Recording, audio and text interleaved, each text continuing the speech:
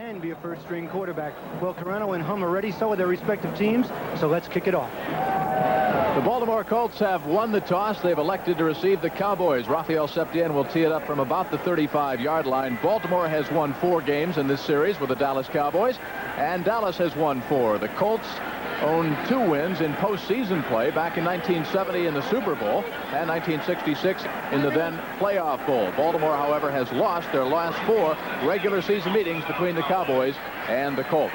Back deep, Zach Dixon, number 31 for Baltimore, along with number 26, Kim Anderson. Dave Shula, 85, over on the wing. Septien about to tee it up, and the Dallas Cowboys quite naturally will be keeping an eye on that scoreboard, wondering what is going on 40 miles to the south at RFK Stadium, where the Redskins scored first. They led 6-0. They missed the extra point. However, the Eagles have come back with 2 touchdown tosses from Ron Jaworski to Billy Camfield. Philadelphia leads 13-6. The Dallas Cowboys lead by 1 game over Philadelphia, and this football game, the Colts and Cowboys, is underway. Septien falls down, misses it, knifes it down in the vicinity of the 20. Now they finally pick it up. That's Kim Anderson, 26, and he is down at the 18-yard line. So the Cowboys get a break after Septien slipped and fell. He knifed it down inside the 20, tackled by Ron Fellows, number 27. You look at the Baltimore Colts. Number 10, David Hum, 7 years NFL experience. His first start, however, in a regular season game. And he's got those offensive weapons to work with. Curtis Dickey, the Colts offensive line. Young, inexperienced. Reese McCall, the tight end, number 86. Big, strong, good speed, good hands. His blocking is somewhat suspect, however. 1st and 10, Baltimore. They break from their own 17-yard line. Double tight end alignment. David Hum, the young quarterback, works with Curtis Dickey in the backfield. Batted down, almost intercepted. Did the Cowboys hang on, or did it hit the ground? They say it's intercepted. Dallas gets the first big break, picked off by Bob Brunig, number 53. The Cowboys, 1st and 10, inside the Colt 20. A heartbreaking play for David Hum. His first pass, reverse pivot here, tries to throw it. It's tipped. The ball is tipped up in the air. Dallas comes up with the interception, and for the Colts, more bad breaks. Ed Too Tall Jones, number 72, put those huge oak tree-like arms up there and batted it into the waiting arms of Bob Brunig. So the Dallas Cowboys, likewise, with a young rookie quarterback starting, at least rookie in the sense that he has never opened an NFL game in the regular season. Glenn Carano finished up strong against the Chicago Bears. 1st and 10, Cowboys. Pearson out wide to the left side. Now they shift into the I formation. Ron Springs, number 20. Tony Dorsett, second leading ground gainer in the NFC. Ron Springs chopped down, might have lost a yard. 2nd down, 11, back at the Baltimore 18-yard line. Herb Orvis in there on the tackle, the 10-year veteran out of Colorado. You look at the Dallas Cowboys offensive line and backfield. There's the backfield. Dorsett, Springs, wide receivers, Tony Hill, Drew Pearson. The offensive line, and they're a good one. 6-year veteran Tom Rafferty at the center spot out of Penn State. The guards, Scott, and 2 All-Pros over there on the left side. Cowboys like to run left, but they can run right equally effectively. 2nd down and 11 for Dallas after the interception. Opening moments of the first quarter here at Baltimore's Memorial Stadium. Tony Dorsett, big hole over the right side, inside the 15, down to the 13. Slithering his way through before Mike Fultz, the veteran from Nebraska, brought him down. But it's interesting, Jim, all year long, the Baltimore Colts have had trouble with their defensive team. Yet, as you look at their defensive line, with 3 rookies starting last week against the Jets, they played a much better game than the offense. Today, they're going to have to stiffen up. A bad break early. Dallas is knocking on the door. They're going to have to rely on that Baltimore defense as you look at the secondary led by Bruce Laird, the veteran strong safety. Will they allow Carano to throw it? It's 3rd and 6 from the 14-yard line of the Colts. Wide receivers left and right. Hill to the right side. Pearson to the left side. Carano to throw. He needs 6. He's got a man open over the middle. Goes the corner pattern. Complete. 1st down. Close to the goal line. He'll be just inches shy. That's Pearson wide to the left side. Ran the corner route. Carano fired it right on the money. Another look. Again, Jim, Carano had too much time. All year long, the Colts have had problems with their pass rush. This time, Carano has time. He waits, and then Drew Pearson goes up with good body position like a basketball player. See him right there, and it takes away from Larry Brazil. Wasn't a bad defensive play. It's just an experienced receiver taking it away from a defensive back. Carano firing it right on the rope. He's got the good arm. No one ever questioned that. Against the Bears, he had a good game in the 2nd half. He had only thrown 12 passes going into the game against Chicago. He's 9 out of 27 on the season, so now he's 10 out of 28. 1st and goal from inside the 1. Motion to the near side. Touchdown, Cowboys. Ron Springs punches it on through, and Dallas breaks on top 6-0 after the interception by Bob Brunig.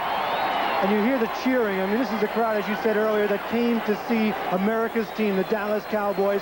They're seeing them break on top. A bad break early for the Colts. As you watch it again, Ron Springs taking it in for his 8th rushing touchdown, 9th touchdown of the year. Makes it look easy. Good blocking by his line. As Dallas goes on top 6-0 and tries for the extra point to make it 7-zip. Number 41 for the Dallas Cowboys will hold. That, of course, is Charlie Waters. Septien will try to increase it to a 7-0 Cowboy advantage over the Colts.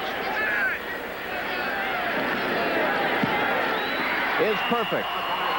So the Baltimore mistakes have plagued this team all season long, has cost them dearly in the opening moments of this first quarter. The Cowboys drive it right down and punch it on through. They lead Baltimore 7-0. Jim Kelly, John Dockery back at Baltimore Memorial Stadium. Almost 60,000 jamming in here, the largest crowd to watch a Colts contest since 1978 when the Washington Redskins came to town. And as we said at the top of the telecast, John, they came to see the Cowboys, America's team, and what they saw was a very impressive drive. They took advantage of that Baltimore Colt mistake. And the big play, Glenn Carano making the big play on 3rd down, hitting Pearson for the 1st down in close, and then simply Ron Springs taking it in to put Dallas on top. Dennis Thurman holds. Septien kicks it almost out of the end zone. It'll be 1st and 10 for the Baltimore Colts from their own 20-yard line. Take a look at the scoring drive that the Cowboys just put together. Didn't take too much time, and they go 17 yards in 4 plays. Spring punching it in. Now, let's talk about young David Hum. 7 years experience. This his first start. The Colts come out winging it, throwing, deflected by Too Tall Jones. So, John, his first pass is picked off. Is that going to intimidate the youngster at all? It certainly, we talked to him yesterday. He said he would be nervous before the game and would try to overcome it. All of a sudden, first play, it's intercepted. Tough situation for David Hum right now. He has to be wondering about his ability. Curtis Dickey looks for running room around the right side, founds none. He gets back maybe to the line of scrimmage. 2nd down and 10 yards to go.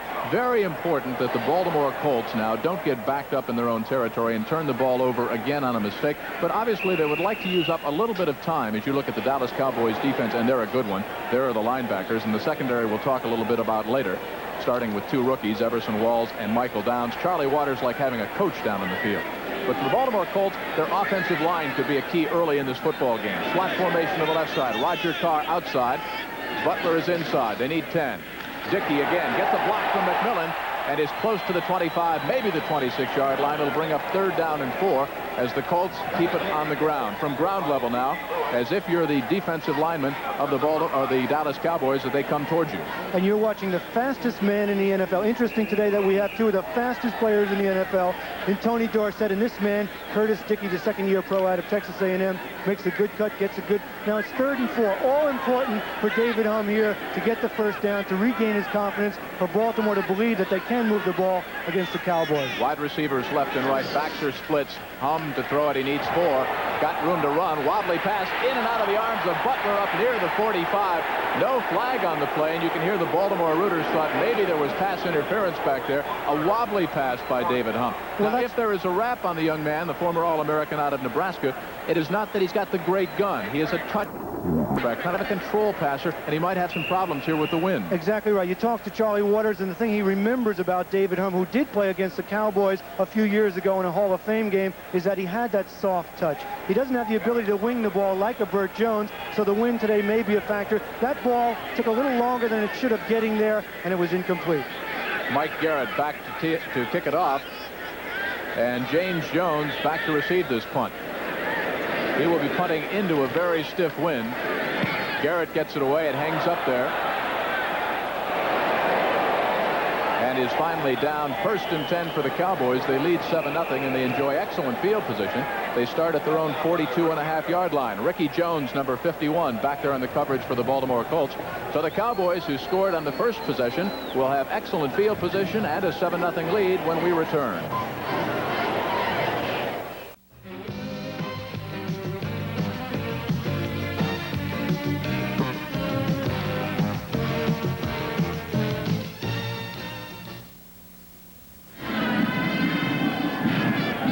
This telecast is presented by authority of the National Football League and is intended for the private use of our audience. Any rebroadcast or other use of this telecast without the expressed written consent of the Baltimore Colts and the National Football League is prohibited. 1st and 10 Cowboys from their own 43-yard line.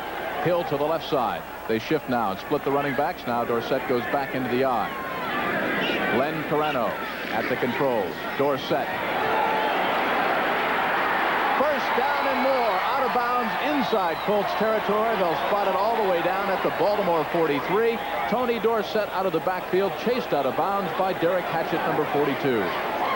As you look at Tony Dorsett's stats, he's second in the NFL in rushing behind Rodgers coming into the game, only 68 yards. He's 8 yards deep in that I formation, gives him the ability to see what's happening, cut upfield, breaks it outside, and then just too much speed for the Colt defense.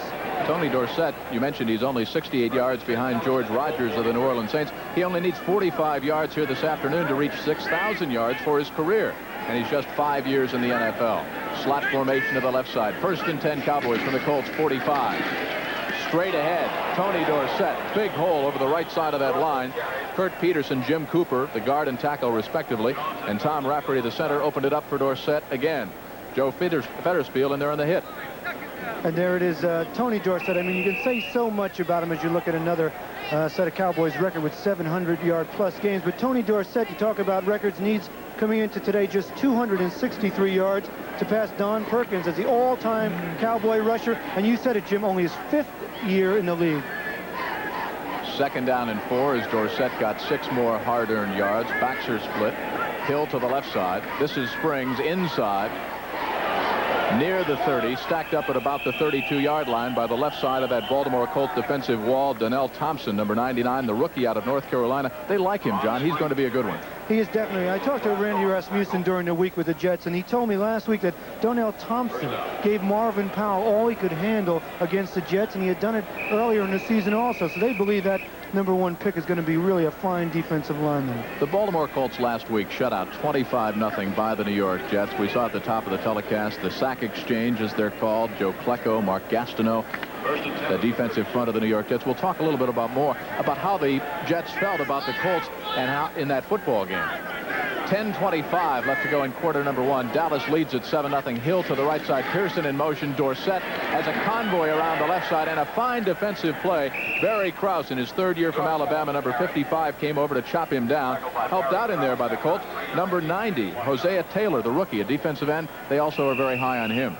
2 rookies playing on the defensive line for the Baltimore Colts. Thompson and Taylor, as you mentioned. They're young there. Mike Ozdowski, probably their best pass rusher, is out with his back. Bubba Green, also a fine rookie. He's out with a knee, so the Colts are very thin in their defensive line. 2nd and 7 for the Dallas Cowboys at the Baltimore Colts 29. Hill to the near side. Pearson to the top of your screen. Tony Dorsett goodbye. Smothered at the line of scrimmage. They simply clogged up the middle. Donnell Thompson helped out by Fettersfield. Also Mike Fultz, as they simply clogged it up. In talking to the New York Jets, 25-0 against a team that is 1-12 in the midst of losing 12 consecutive games. Any suspicions that maybe the Baltimore team might have just simply fell down a little bit toward the end of that game? You know, I asked Rasmussen that. Did he think that they might have? And he said he thought maybe the Colt offense was going through the motions late in the game, that the fire was taken out of him. But in talking to Greg Buttle on the other side of the ball, he said that he thought some of the injuries were problems, and just being so far down, it was hard for them to get back up. He didn't say they necessarily quit, but they're certainly down.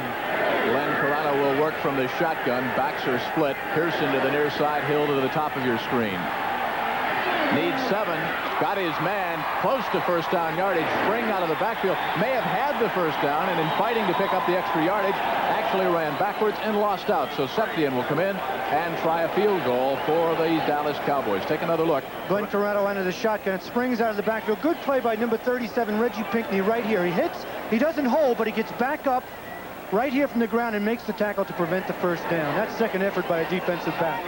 Charlie Waters will put it down at the 33-yard line. This will be a 43-yard try for Raphael Septien. Certainly well within his range. Fine field goal kicker for the Dallas Cowboys. Wind at his back. Dallas leads 7-0.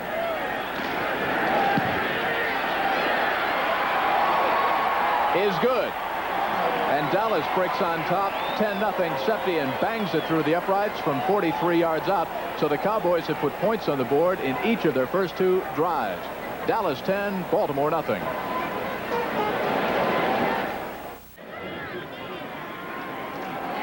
You look at number 32, Dennis Thurman. He will hold the ball for Septian, who had some problems on his initial kickoff. He certainly has no problems in the field goal department, however. He has just kicked his 70th field goal for the Dallas Cowboys. He is the Dallas Cowboys' all-time leading point producer in terms of points after and field goals. Septian tees it from the 35. He gets a high kick with a wind at his back. Zach Dixon will field. And a nice return. Zach Dixon, in his 3rd year out of Temple, gets it across the 20 up near the 25-yard line.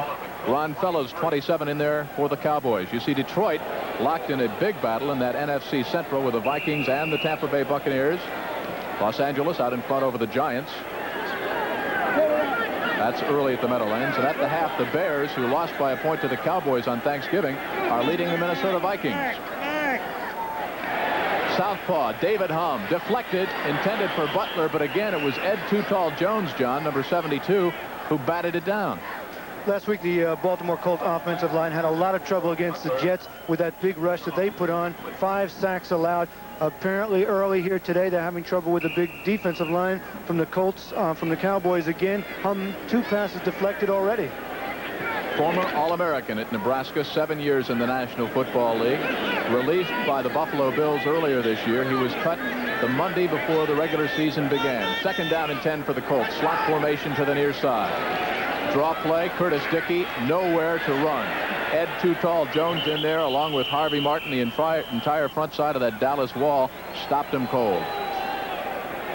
People tell us that Ed Too Tall Jones, as you watch him here, number 72, is playing the best football of his career. And that's an important thing for the Dallas Cowboys because they're relying on their front 4 to win games for them. They don't have a great linebacking crew. They have a secondary that's just developing. So that front 4, led by Ed Too Tall Jones and Randy White, has to do it for them. This is be careful time right now for young southpaw David Humm. 3rd and 9. They don't want to turn the ball over. Cowboys will come. Flag on the play. Picked off. Wilson's got it. Inside the 25, down at the 24. Let's check the penalty flag. Jim, I don't like to speculate, excuse me, but I think it might have been Steve Wilson pushing Ray Butler, number 80. We'll wait for the call, but it appears that he was pushing him, then turned around to make the interception. Let's see what it called. Ben Dreith is your referee. Preliminary indication is against the Dallas Cowboys. Will negate that interception by Steve Wilson.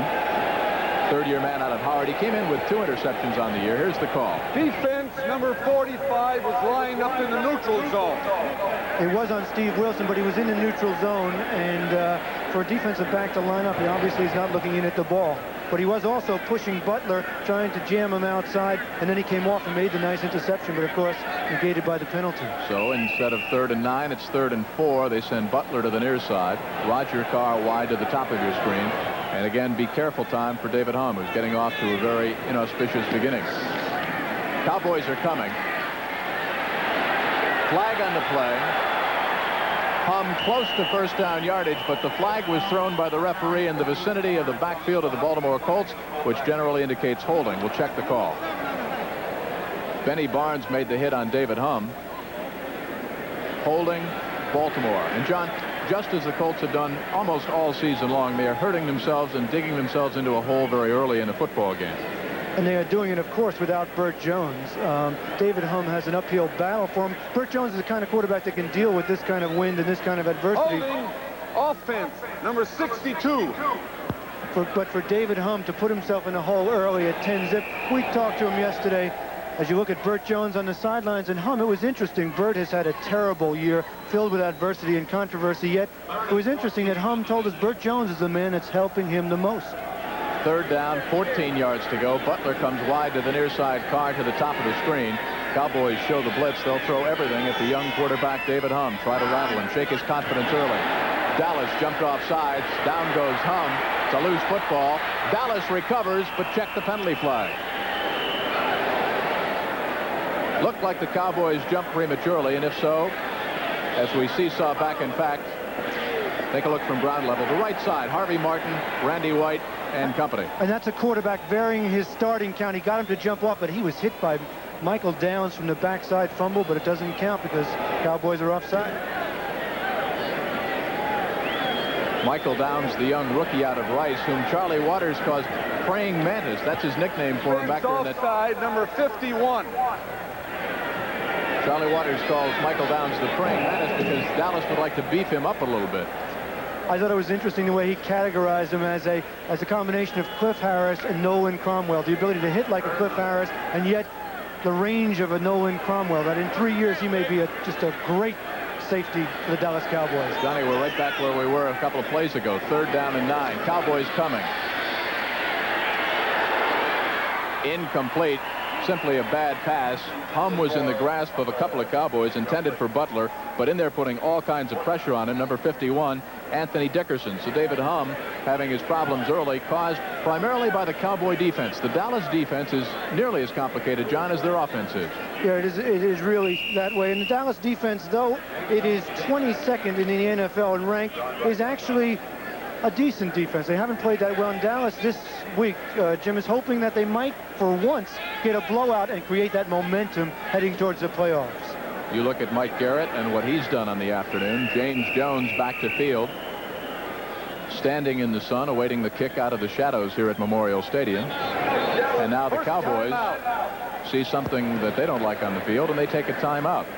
6:44 left to go in the first quarter. The Colts in all kinds of trouble offensively. Their number 1 quarterback, Burt Jones, unable to play. David Hum, 7-year veteran in the National Football League, but really a rookie, John, getting the starting call. And David told us yesterday this is his career on the line here this afternoon. He didn't expect to be around 3 or 4 weeks ago after he was let go by Buffalo earlier in the year, the Raiders before that. We take a look at scores around the NFL today. The Cardinals having an easy time of it at home against the New Orleans Saints. San Francisco out in front over Cincinnati. Bill Walsh resting a lot of regulars there. The Dolphins, a must-win situation for Don Shula and Miami, on top over the New England Patriots. And, of course, the key game in the NFC East today, Ron Jaworski, a couple of touchdown tosses, 25 and 5 yards to Billy Camfield. Redskins scored first, missed the extra point, led 6-0. The Eagles have come back big. They lead it 13-6. James Jones awaiting the Mike Garrett kick at his own 43. Into the wind once again. High hanging kick. Jones will field, fumble, flag on the play. Let's see who gets the ball, and let's see if he was given enough room to catch the ball. That's the first thing you would think about, whether the receiver did have enough room, whether the Colts crowded him. We'll find out in a moment from the official. Here's Ben Dreith, the referee. Interference, Baltimore. They did not allow him the necessary yardage to catch the ball, so the ball goes back over the Dallas Cowboys. Mistakes. Mike McCormick's Colts have been plagued by them all season long. They won their first game 29-28 against New England, and then Baltimore has lost 12 games in a row. Excellent field position for the Dallas Cowboys. Fair catch interference on number 51 on a kicking team. Ricky Jones interfered with James Jones, so once again the Cowboys have excellent field position. They will start 1st and 10 inside the Baltimore Colts 40. It'll be 1st and 10 Dallas, and they enjoy that 10-0 lead, watching the scoreboard, wondering how Philadelphia is doing against the Redskins.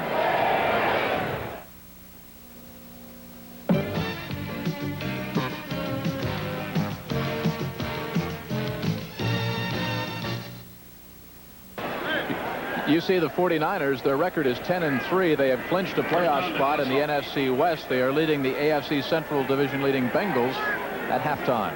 1st and 10 Cowboys. They lead at 10-0 and are on the verge of going in front again. They have scored each time they've had the football. Draw play, Tony Dorsett. Nice one-on-one tackle. Sanders Shiver, 54, the 6-year man from Carson Newman, and you don't tackle Tony Dorsett one-on-one very often. Excellent tackle by Sanders Shriver, and he was hurt earlier in the year, and that's one of the problems that the Colts have had. Not to make excuses for them, but Ed Simonini, their fine middle linebacker, has been hurt. As you watch Sanders Shriver come up, Tony Dorsett getting ready to do his stuff right here. He squares up, fights off a block and makes a nice tackle on Tony. Dorsett picks up 1 more yard. It's 2nd down and 9, 6:02 and counting in the first quarter. Dallas 10, Colts nothing. And this is something Baltimore didn't want to do, have their defense out there a lot. Tony D. convoyed around the left side, slithers down inside the 30-yard line. Fettersfield in there on the hit. You know, John, Baltimore came out offensively thinking they could move the football against the Dallas Cowboys. Butler said, in fact, that he thought the Colts would win by 2 touchdowns. Some people wonder what he might have been doing beforehand to come up with that kind of a prediction against Dallas, one of the premier teams in the National Football League. In any event, Jim, athletes were never known as realists. In any event, the Colts had hoped to put some kind of a sustained drive, time-consuming ball possession drive together to try to keep the ball away from the Dallas offense and keep their defense off the field. That has not been the case. They've punted twice. They turned it over once on an interception. And now Carano is confused, and the Cowboys have used their 2nd time out here in the first quarter. He'll go over and confer with head coach Tom Landry, Danny White, and the Dallas Brain Trust. And Jim, we talked a little bit about Glenn Carano at the top of the telecast. Now, he's a man that has been serving his apprenticeship behind Danny White, just as Danny White served it behind Roger Staubach. But Carano is coming to that point where in his career, I mean, this is his 5th year, next year will be his 6th year, where Tom Landry is going to have to make a decision. Does he trade him? Does he start him? Of course, that's not the possibility. Danny White is playing so well, the top quarterback in the NFC, as you look at Danny White along the sidelines with his back to us. So I think somewhere along the line, Glenn Carano will be put on the market, be traded, and maybe for some draft choices, because he can't just sit forever. He's only 3 years younger than White. Danny White obviously knows the feeling because he backed up Roger Staubach for so many years. And, of course, the Cowboys have a 3rd quarterback, a 2-year man out of Central Michigan, Gary Hogaboom, who they say, the coaches tell us, has the best arm among the 3 of them. Next Saturday, CBS Sports starts your day at 12:30 Central Time with NCAA basketball action. Marquette against Wake Forest. We'll talk more about that in a moment. In the meantime, 3rd down. The Cowboys need 1 for a 1st down. Springs and Dorsett, the running back. Double tight end for Dallas. And a Cowboy 1st down. Tony Dorsett knifes his way down to the Colts 25. Donnell Thompson, the rookie out of North Carolina, on the hit for Baltimore, but not before Dorsett had picked up another 1st down. What can you say about Tony Dorsett? I mean, you look at his record right from Hopewell High School in Pennsylvania through the University of Pittsburgh, through Dallas, and every year the man has gained over 1,000 yards. He's just an incredible back. 1st and 10 Cowboys. They lead at 10-0. 4:40 and counting in the first quarter. Driving down to the Colt 25-yard line. Springs down to the 20. They worked over the left side. Pat Donovan, Herb Scott, a couple of all-pros there. 7 years out of Stanford for Donovan. 7 years out of Virginia Union for Herbert Scott. We started to tell you about that great basketball game coming up this Saturday on CBS Sports at 12:30 Central Time. NCAA basketball action. Marquette against Wake Forest. And then the NFL Today kicks off with a special Saturday broadcast at 3:30 Eastern Time, followed by the Minnesota Vikings and the Detroit Lions from the Silverdome in Pontiac. Be here on CBS Sports for great sports next Saturday starting at 12:30 Central, live on CBS. Dorsett down to the 15, flag on the play. Let's see if against the Colts or the Cowboys. Dallas driving once again. Baltimore could use any kind of a break here they can get. They already trail 10-0.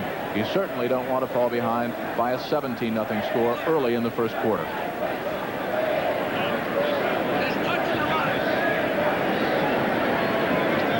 Again, Ben Bright is the referee. Face mask against Baltimore. This is 4 mistakes now, John, in less than 11 minutes in the football game. It kind of typifies their year. Personal foul, grabbing the face mask, number 54 on the defense. That's a 1st down. Sanders Shiver, the culprit, and another Dallas Cowboy 1st down. Baltimore in danger of being blown out of this game early. Of course, the Cowboys, in talking to them last night at the hotel, they said, look, we haven't beaten anybody badly, really blown them out all year. We could use that kind of a game going into the Eagles game.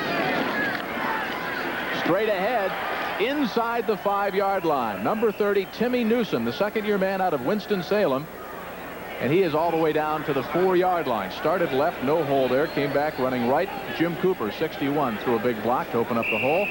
and Dallas driving. I mean, it's been said before, Dallas does it so well. They develop their talent, and yet they continue to win. A fellow like Timmy Newsom, a 6th-round draft choice in 1980, yet has potential, is being given a chance to develop behind guys like Springs and Dorsett.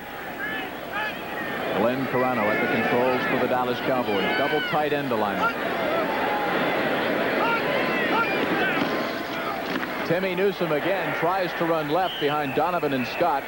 Ed Smith, Joe Fettersfield clogging up the middle for the Baltimore Colts. 3rd down.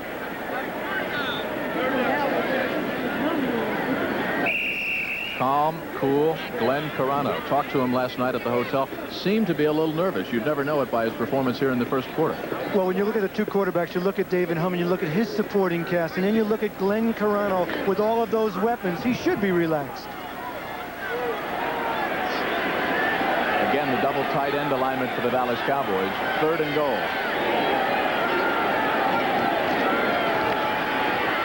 Touchdown, Dallas. Timmy Newsom.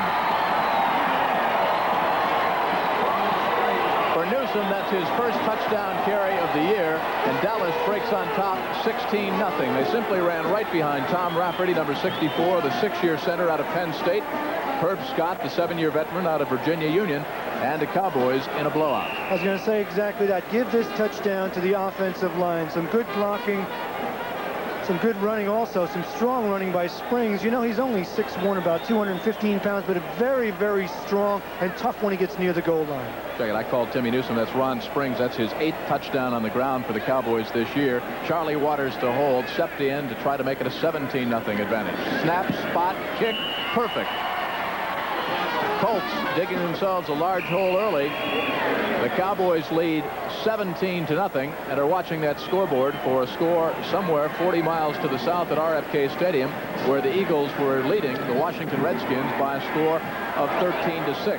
Now, should both the Cowboys and the Eagles win, Dallas would go to 11-4. The Eagles would go to, Dallas would go to 11-3. Philadelphia would be 10-4 going into that key contest next weekend at Texas Stadium. And of course, the Cowboys in complete control of their own fate. They have already, John, clinched a playoff berth. If they beat the Eagles, that's it. They win the division. Well, you know, they might have learned something last week, the Dallas Cowboys. They got a fright on Thanksgiving Day against the Chicago Bears when they finally won it 10-9. Ed Jones blocked the extra point. So I think they may have learned something about letting down. And of course, Tom Landry likes to build that momentum for the playoffs. He felt he didn't have it last year. The result was Philadelphia beat him in that playoff game. Dennis Thurman will hold for Septien. Win behind him. Zach Dixon will field 5 yards deep and bobble, and they better cover it up. They do. 1st and 10 Colts at their own 20. This is a nervous Baltimore team. The inability of the offense to move the football at all has affected the defense. They're making some mistakes. Now you even see it on the specialty teams. All around. I mean, when we talk about Baltimore, they're definitely down. Dallas's main concern was being down for the game, maybe being the victim of an upset. People in Dallas, I'm sure, remember last year when the Dallas Cowboys went into New York to play the 1-8 Giants. Danny White hurting, played. They were upset by the Giants last year. It doesn't look like it's going to happen today. Butler to the near side. Roger Carr to the top of the screen. In motion, Reese McCall, the tight end. He'll throw the block for Curtis Dickey. Good pickup of 6 yards. 2nd down and 4. And the Colts will have to put together something. They've got to keep that defense off the field now.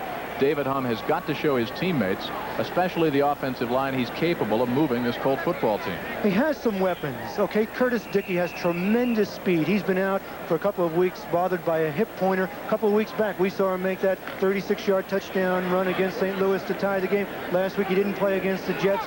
This week, he's back in there, but he's hurting a little bit. This time a slot formation to the left side. Carr outside, Butler inside. Reese McCall used as a wide receiver.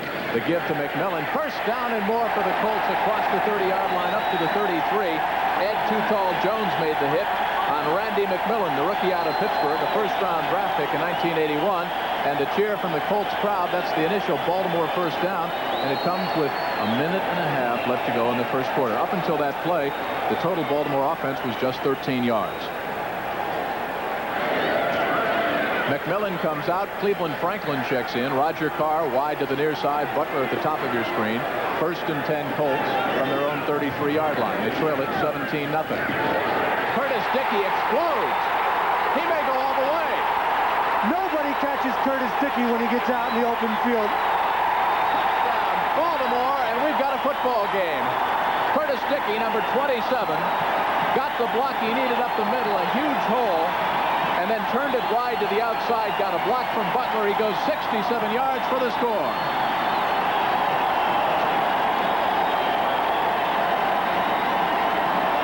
This man runs a 9-200, runs a 4-3-40. Watch this great move, turns it on here. What surprises me is Dennis Thurman, number 32, almost catches him, and you're looking at the fastest man in professional football. Some good help downfield.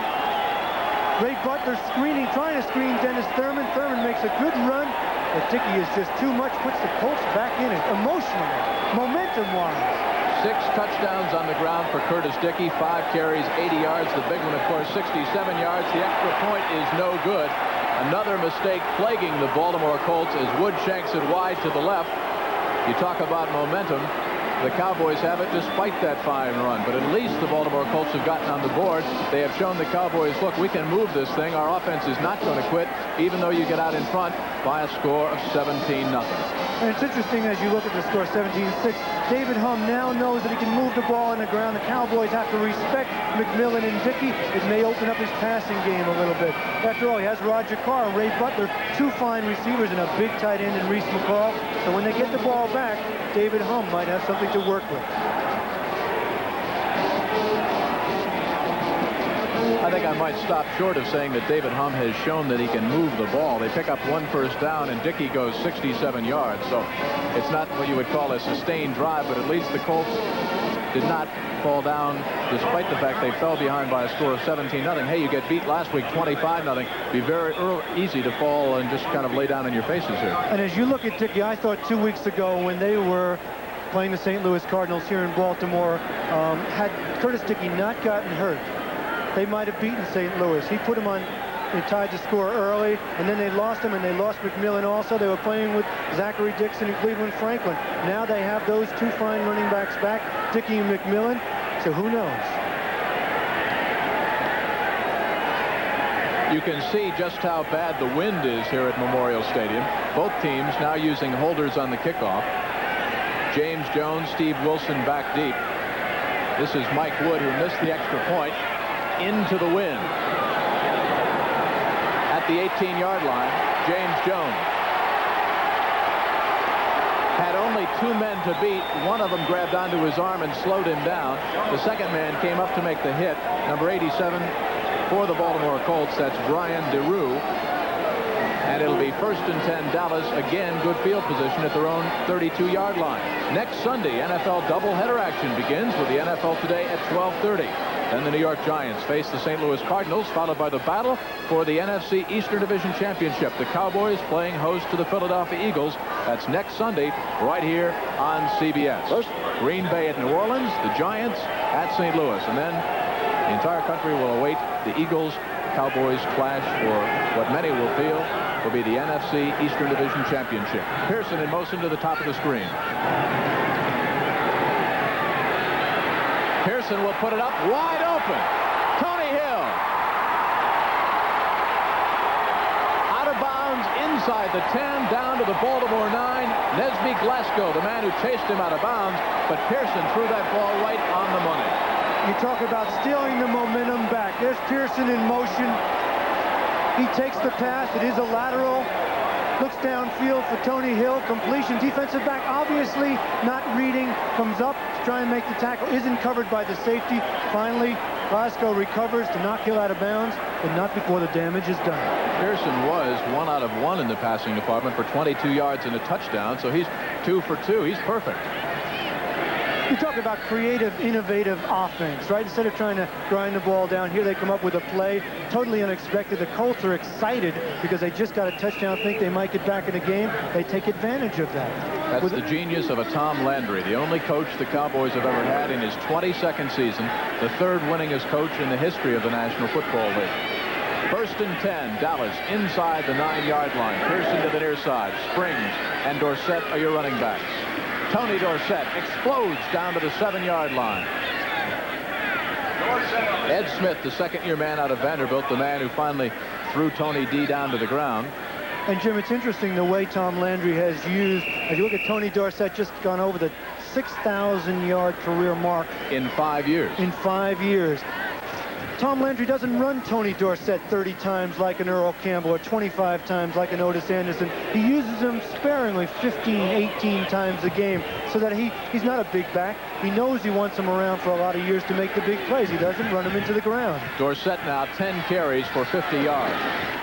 Ron Springs inside the 5, stacked up at about the 2.5. He's got 1 touchdown on the ground so far this afternoon as Dallas drives for another score. Tony Dorsett well on his way toward another 100-yard or more afternoon. He's got 50 yards plus at the end of the first quarter. When we come right back, the Dallas Cowboys will be looking at 3rd down and 2. They're driving to put another score on the board and driving for an NFC championship. And by Lowenbrau. When it's time for the taste of a truly great beer, let it be Lowenbrau.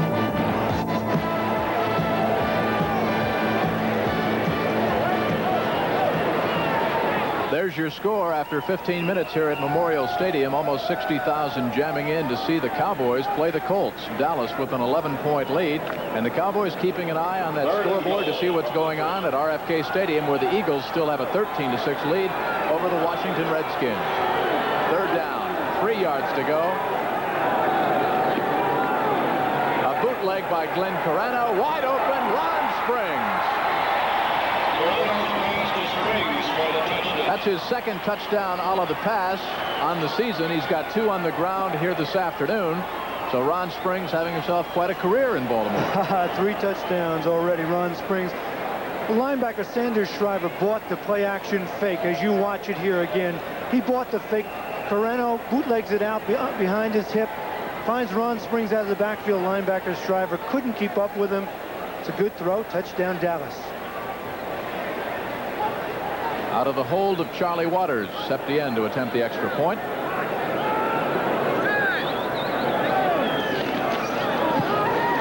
Is perfect. So the Cowboys, after Curtis Dickey for Baltimore rambles 67 yards, come right back with a very impressive drive of their own. The key, of course, that 57-yard pass from Pearson to Tony Hill to set it up. Dallas goes back on top by 18 points.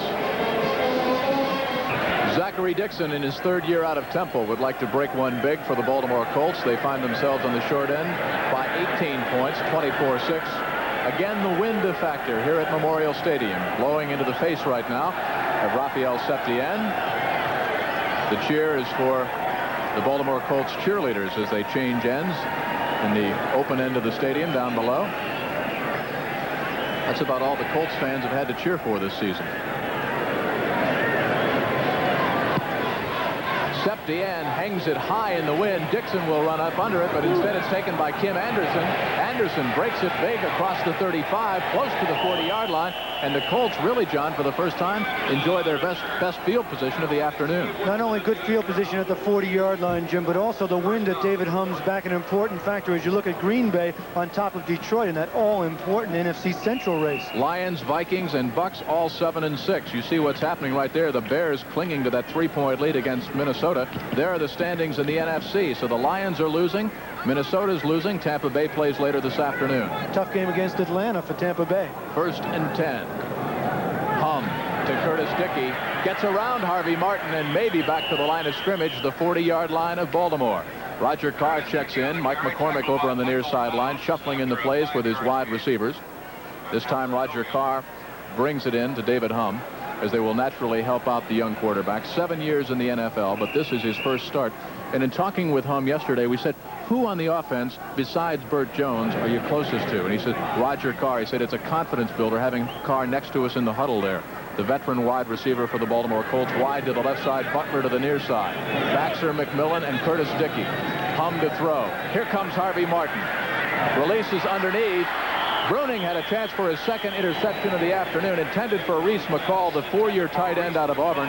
Certainly, John, a very catchable ball. Certainly, and that's one of the raps on Reese McCall, that he's dropped some balls this year. He hasn't caught that many balls overall, only 18 for 271 yards, 1 touchdown. But Reese McCall is a great target at 6'6" and 245 pounds. That time he couldn't hold on. A wise choice for David Humm, too. Throwing to your tight end, it's a shorter throw, an easier throw to a big target.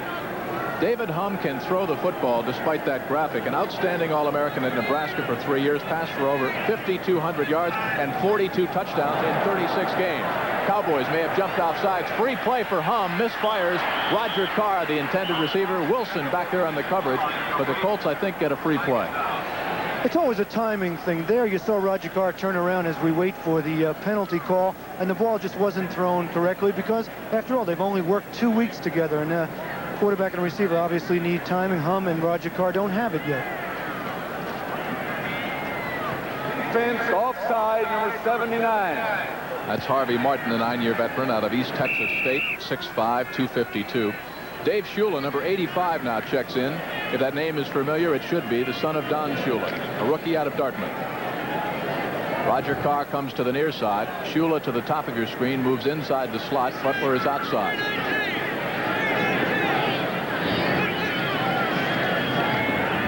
Humm on 3rd and 5, all kinds of time. Got Roger Carr wide open, and the wind took the ball out of bounds. We talked about the wind being a factor. Carr was wide open, and you could see the ball actually be blown away from Carr. They were in double coverage there with the cornerback pressing on Roger Carr. He went down, cut inside, and then cut away from the safety. Humm just didn't have enough on it to cut through the wind, and the ball floats away. Take a look at it here. Floats away out of bounds. Roger was open. So on 4th and 5, Steve Wilson, James Jones drop back deep for the Dallas Cowboys. Humm now 0 for 6 in the passing department. Mike Garrett, busy afternoon. I guess when you're the punter for the Colts, it's a busy season. Interesting that we haven't seen his counterpart, Danny White, for Dallas yet, either as a quarterback or as a punter. With the wind at his back, into the end zone, touchback, 1st and 10 Cowboys at their own 20-yard line. So except for that 67-yard scoring run by Curtis Dickey, the Baltimore Colts offense has done absolutely nothing this afternoon. Meanwhile, it's been all Cowboys. They lead by 18 when we return.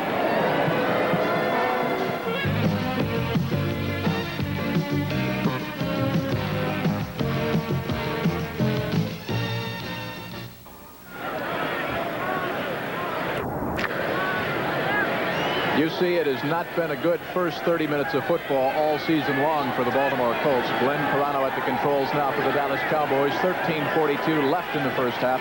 Dallas by 18. Ron Springs, 3 touchdowns. Bucks his way up near the 25. 2nd down and 5. Patriots coming back against the Dolphins. Matt Cavanaugh, 1-yard run. 14-14 in the 3rd quarter. That, of course, John, is a crucial game for the Dolphins. They're 8-4-1, tied for 1st in the AFC East with the New York Jets. As you look at David Humm along the sidelines, here he is talking to one of his wide receivers. And for Humm, trying to figure out how he's going to get things going. I mean, I think he's talking to Roger Carr. You can't see right there, but he's got to get things going, got to complete some passes and show his team that he can move the ball. Straight ahead, Fetterspiel on the hit. Tony Dorsett chopped down after a pickup of 2. It'll bring up 3rd down and 3. David Humm did not look concerned right there. Of course, as he told us yesterday, he said, heck, why should I be? This is actually a tryout for me. It's a 1-game season. If I do well, I'll be back next week and get the starting call again and try to win myself a spot on the roster here in Baltimore. He's with Roger Carr, and he actually does. It's a no-lose situation for David Humm. And he's that kind of an engaging personality where he understands that, look, if he makes it, it's wonderful. If he doesn't, there are other things in life. Cowboys from the shotgun. Carano at the controls. Springs in motion to the near side. Pearson wide left. Tony Dorsett, 1st down and more. Look out, it's a foot race now. Chopped down from behind inside the 45-yard line of the Baltimore Colts. Kim Anderson made a touchdown, saving tackle. The early penetration. Watch the early penetration by Baltimore here. They almost get Tony, but they don't. And once he gets past that first line of defense, you're in deep trouble. See the penetration there? Number 50, Joe Fetterspiel, can't make the tackle. Then Tony turns it on, and only but for Kim Anderson coming up right here, showing some good speed and grabbing Tony from behind, he might have been gone all the way. Herbert Scott, 68, you saw in that end zone replay, the 7-year veteran out of Virginia Union with a big block to spring Dorsett around the corner. There are the stats on Tony so far this afternoon, approaching another 100-yard game. 12:19 left to go in the first half. 1st and 10 for the Cowboys. Salty in motion to the top of your screen. Tony Dorsett. Picks up 3 more. That's 80 yards on the afternoon. And you mentioned it, Jim. When Tony gets 100 yards, the Cowboys win. It's as simple as that. 26 out of 27 games, when Tony's gotten 100 yards, the Dallas Cowboys have won. And there's an interesting graphic. It shows you that after that Thanksgiving Day, and we talked to Tom Landry yesterday a little bit about it, they have that Thanksgiving Day. You come off it. You have those 10 days afterwards. If you win it, you come on strong, and Dallas has done it, only losing once and 13 times after Thanksgiving. You know who they lost to? I give up. The Baltimore Colts. Oh, my. 2nd down and 7. Draw play. Tony Dorsett loses a couple of yards. That time chopped down at the line of scrimmage. 52 for the Colts. Ed Smith, the second-year man out of Vanderbilt, in there on the hit. So we'll probably see the shotgun once again. That was back in 1967 when the Baltimore Colts beat the Cowboys 23-17 for their only loss following the Thanksgiving Day game.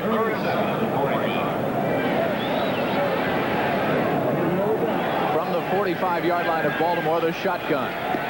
Rifle gun by Carano. Got his man, and another Cowboy first down at the 35-yard line of Baltimore. Simply a curl pattern. Tony Hill turned it around. First down, Dallas driving again.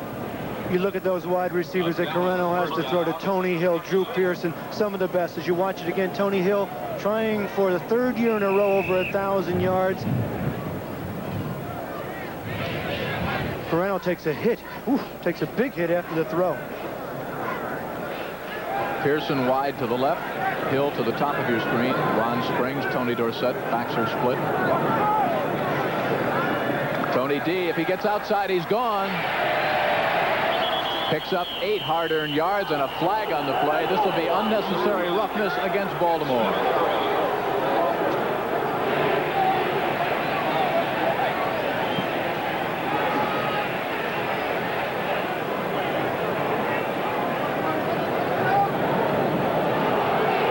Personal foul against the Colts. Costly mistakes again. All season long. So Dorsett picks up 8. Ben Dreith will tack on another 15. And this will move the ball all the way down to the 11-yard line of Baltimore. They're already behind by 18 points. Late hit out of bounds on number 52 on the defense. Ed Smith again, the free agent out of Vanderbilt. Now watch. Dorsett is out of bounds. Smith will come over and pop him pretty good. Thus the flag. Here comes number 52, Ed Smith. Gives him a push out of bounds. It's not the worst thing I've ever seen. No, I don't know. He wasn't that out of bounds when he hit the top of the helmet. He was kind of reach, trying to push him out of bounds. 10:19 left to go in the first half. Dorsett in the grasp of Smith again. Ed Smith making up for the play where he got the penalty on the play before, comes in to make a tackle, and Tony, good penetration by Baltimore. 4-yard loss. The Dallas Cowboys. Watch Smith here. Reads well, comes through the hole. Tony makes that patented outside move. Smith has enough speed to hold on and make the tackle. That's good speed by Ed Smith, because Dorsett, when he gets the afterburners going, is an explosive back, as you know. 9:46 left to go here in the first half. 2nd down for the Dallas Cowboys. 15. Let's see if they go to the shotgun now. Hill to the near side. Pearson to the top of the screen. Tony Hill cannot hang on. Might have heard footsteps. Incompleted pass. Colts are claiming it was a lateral, but it was actually thrown backwards. And I'm not so sure. Baltimore's not right. I'm not so sure either. The wide receiver was very casual about it. Might have been a lateral, but obviously the officials saw it the other way. Tony Hill lined up about 15 yards wide of the guard and tackled. Here's Ben Dreith indicating it was an incompleted pass, not a lateral. So it's still 3rd down and 15 yards to go. Carano took 1.5 steps back, and it looked as if Tony Hill actually was behind, and it might have been a lateral. It looked like Tony Hill took a number of steps back also. Slot formation to the left side. Pearson outside, Hill inside. From the shotgun, Carano needs 15 yards for the first down. Incomplete. Good one-on-one coverage that time by the second-year man out of Texas, Derek Hatchett. Ball intended for Tony Hill, streaking down the far sideline, and Septien will try another field goal. And it's interesting that Derek Hatchett ran right with him, never looked back for the ball, was looking at that wide receiver's face. Ball just isn't thrown far enough. It's thrown out in a way, he has a chance at it. Thrown underneath, doesn't. Actually, if Hatchett had turned around, he might have had a shot at the interception. Hatchett was a 1980 draft pick, and ironically, his draft pick was given to the Colts by the Cowboys in the trade for John Dutton. Septien, a 35-yarder is good. That would have been good from 45. So Septien adds to his all-time Cowboy record once again. And Dallas, with 9:19 left to go in the first half, goes way out in front over the Baltimore Colts, a 21-point lead. Zach Dixon awaiting the kickoff. The Colts are finding themselves trailing by a 21-point deficit right now. Septien having a big afternoon in the field goal and extra point department. Again, Dennis Thurman will hold. The wind factor, shanked by Septien, fielded by the Colts. They'll have good field position. Dave Shula's got it up to the 40-yard line. The rookie out of Dartmouth, Don Shula's son. And Don Shula's Dolphins right now locked in a 14-14 deadlock with the Patriots. There's the big game at RFK Stadium. Redskins scored first, missed the extra point. Eagles came back, 2 touchdown tosses, Jaworski to Billy Campfield. They are midway through the third quarter right now. And, of course, the Eagles go to Texas Stadium 1 week from today. Rams out in front over the New York Giants at the Meadowlands in the third quarter. Cardinals, no problem against the Saints, also in the third quarter. First and 10, Baltimore. David Hum works with Curtis Dickey, Randy McMillan in the backfield. Hum on a rollout. Lots of time. Got a man open, but look out. Incomplete. He was out of bounds. Butler was out of bounds as Michael Downs and Dennis Thurman ran into each other. Cowboys had a great chance for the interception, but they just collided. Watch Roger Carr here banging off the line, giving the defensive backs some of his own medicine. And then Butler comes behind him, but he was out of bounds. You watch the chalk fly, see his left foot out of bounds. Good call by the official. Good concentration by Butler. He just had that lead foot out of bounds. Ball thrown right on the money that time by David Hum, who's 0 for 7 in the passing department. Has yet to complete a pass in this football game. From the Colts 40, 2nd and 10. Wide receivers left and right. Backs are split again. Hum fires. Got his man incomplete. Butler, and that simply is bad concentration. He heard some footsteps, Johnny. Especially after that last catch where his concentration was so good. Again, when you're playing with a quarterback that may not get the ball there in time, a little bit late, you lose your concentration because you know there are people coming to hit you. Butler did that time, dropped the ball. He was angry at himself after he did it, too. You would think that Roger Carr and Butler, being the wide receivers, might be the leading receivers on the Colts team, but it's not. It's Randy McMillan, the back coming out of the backfield. Butler, 38 catches, 661 yards, 6 touchdowns on the year. David Hum needs 10. 3rd and 10 for the Colts at their own 40-yard line. Motion against the Colts. Flag on the play. The ball is thrown incomplete. The Cowboys should decline it and take the football. Looked like number 84 for Baltimore. Randy Burke, the 4-year wide receiver out of Kentucky, was guilty of motion. We'll wait for Ben Dright, however. Illegal motion. Illegal motion, 84. Decline a penalty. You're exactly right, Jim. And the thing that separates quarterbacks in the NFL as you look at Green Bay going ahead of Detroit in the third quarter is the ability to throw the deep out. There you saw the deficiency in David Hum, the ability to throw that deep out pattern. Lynn Dickey, a 9-yard touchdown toss to James Lofton. So the Pack has 21. The Lions have 10. That's going to throw that NFC Central Division into a topsy-turvy situation. Garrett. James Jones will let it bounce in the vicinity of the 25-yard line. Dallas already out on top by 21 points, gets the football back. They've got 8:46. Glenn Carano starting in his first game, outperforming David Hum, who likewise got his first start. We'll be right back.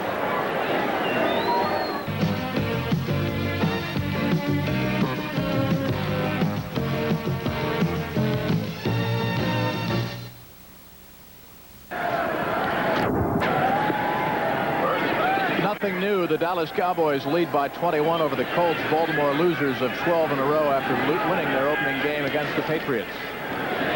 Inside handoff. flag on the play. Glenn Carano, 4 out of 6 in the passing department, 27 yards and 1 touchdown. Pretty good first half for the youngster, who's been waiting in the wings for 5 years. But certainly Danny White can empathize with that. White had the same situation with Roger Staubach. Offensive holding, face mask on a defense, replay. You can see it right there. Hosea Taylor, the rookie, grabbing the face mask of Ron Springs.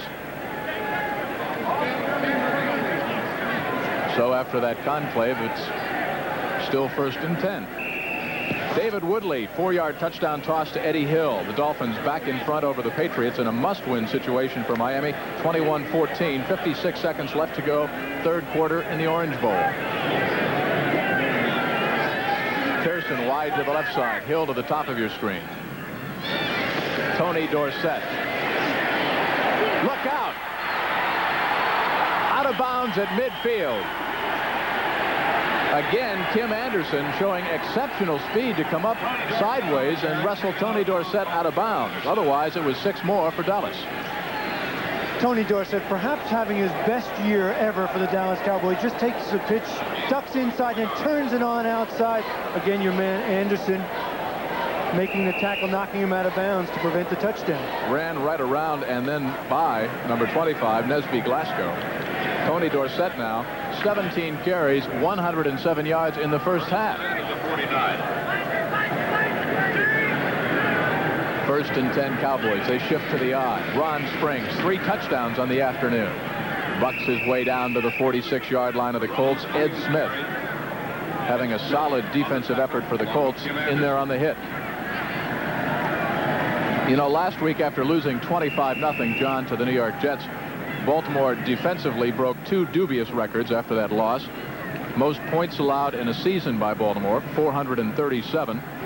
The old mark was 421 from 1978, and most net yards passing allowed for a season, 3,406. The old mark was from last year, 3,336. So Baltimore's defense suspect at best. The offense unproductive, one to keep the defense off the field. Tony Dorsett rambles for another Cowboy first down all the way down to the Colts 40-yard line. Donnell Thompson, the rookie out of North Carolina, made the stop. Any thoughts of stopping Tony Dorsett come with containment? Here the Baltimore Colts do get some containment. Barry Krause, number 55, fighting off the blockers, forcing Tony to cut back inside, get some help. A lot of speculation here in Baltimore if in fact the Colts do wind up with the worst record in football. Baltimore with 1-12 would seem to remember the Patriots are 2-11. They'll play the Draft Bowl, the last game of the season, for the rights to the first-round draft pick. A lot of speculation who the Baltimore Colts would go for. Burt Jones, the option year of his quarterback. A lot of rumors here in Baltimore. He will not be back. So you need a quarterback, but the Colts obviously needs all kinds of defensive help. Certainly, and then some of the members of the Colt organization told us even if Burt Jones does stay, as you look at Mike McCormick along the sidelines, a beleaguered Mike McCormick, they certainly need a young quarterback to start to groom as the future franchise. Art Schlichter would be one thought. McMahon is another fine quarterback. Though you're right, they do need defensive help, especially defensive line help. Cowboys picked up the first down after the measurement. They run straight ahead behind the blocking of Tom Rafferty, Kurt Peterson, 64 and 65 respectively. Pickup of about 3 yards brings up 2nd down and 7. Giants have just knotted the score against the Los Angeles Rams. Rob Carpenter, a 1-yard run. New York 7, Los Angeles 7.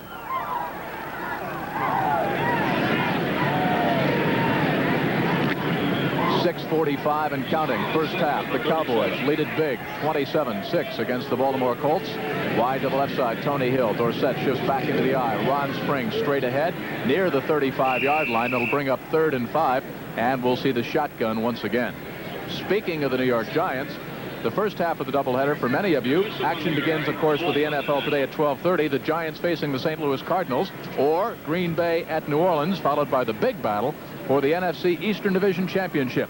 The Cowboys hosting the Eagles next Sunday right here on CBS Sports. And right now, the Eagles enjoying a 7-point lead against the Washington Redskins 40 miles to the south at RFK Stadium, still 13-6. And Jim, you mentioned Green Bay last week, a big win over Minnesota. Today, another. It looks like they're going on to victory. They'll be 7-7 in that Central Division race, again up in the air, up for grabs. First down, Cowboys inside the 30-yard line. Again, it's Fettersfield on the tackle, but not before Carano out of the shotgun had found the back looping around. James Jones. Number 23, Jimmy Jones. Jimmy Jones, only 2 receptions for 18 yards coming into the game. Here, Carano delivers the ball on the line. Jones hooks up between the linebackers, first down. I'm surprised that David Humm isn't doing more of that. You look at McMillan out of the backfield as the leading receiver for Baltimore. Dickey, a good receiver. That's a safe pass. I'm surprised Humm isn't doing more of what Carano just did. You saw on the replay there, the Colts guilty of a face mask. It was not called. Ron Springs explodes across the 27-yard line, all the way down to the Baltimore 25, inside of 5 when the next play will be snapped. Colts are behind by 21 points, and the defense doing next to nothing. But of course, the Cowboys have so many offensive weapons, as John talked about. Ron Springs, Tony Dorsett, Tony Hill, Pearson. I mean, it's such a balanced team. And these days, you need those game breakers, guys that can win a game at any moment. That's why they went out and got Tony Dorsett 5 years ago. The guy, if you're losing, you can take it all the way and do it for you. Timmy Newsome, number 30, checks into the lineup. You see him whispering the play back to Dorsett or vice versa. I would assume it's Dorsett to Newsome. Newsome gets the call, and a good defensive play this time by the Colts. Mike Fultz, 72, the 5-year veteran out of Nebraska, a free agent, came in and made the hit, stopped Newsome for no gain, so it'll bring up long yardage situation. Mark Mosley has banged one through from 45 yards out, and the Redskins have climbed to within 4 of the Philadelphia Eagles. Opening moments, well, actually, it's 9:30 left to go in the 4th quarter. 9:30 left. Game in Washington, and the Eagles lead. You talk about weapons. Here come the Cowboys with 3 wide receivers. They put in Butch Johnson, the 6-year pro out of UC Riverside. Another weapon. Slot to the right side. Carano from the shotgun. He's had the hot hand. Control type quarterback. Man open. Incomplete, but a flag on the play. This will probably be defensive holding. Springs was open, and you can see number 54 for the Colts, Sanders Shiver, 6'2", 230, a 6-year man out of Carson Newman. Not at all happy with that call. Well, they did that earlier. Check it. Offensive interference against the Cowboys is the initial indication. Maybe that's why Sanders Shivers wasn't so happy. Excuse me, before for the touchdown, they sent Springs out of the backfield on Shiver. It was good for a touchdown. They tried it again right there on 3rd and about 8, and we'll wait for the call. Now, it was 3rd down and 7. If you accept the penalty, it'll be 3rd down and 12. Let's see what Mike McCormick decides to do. It's interference number 20. Decline the penalty. It's 4th down.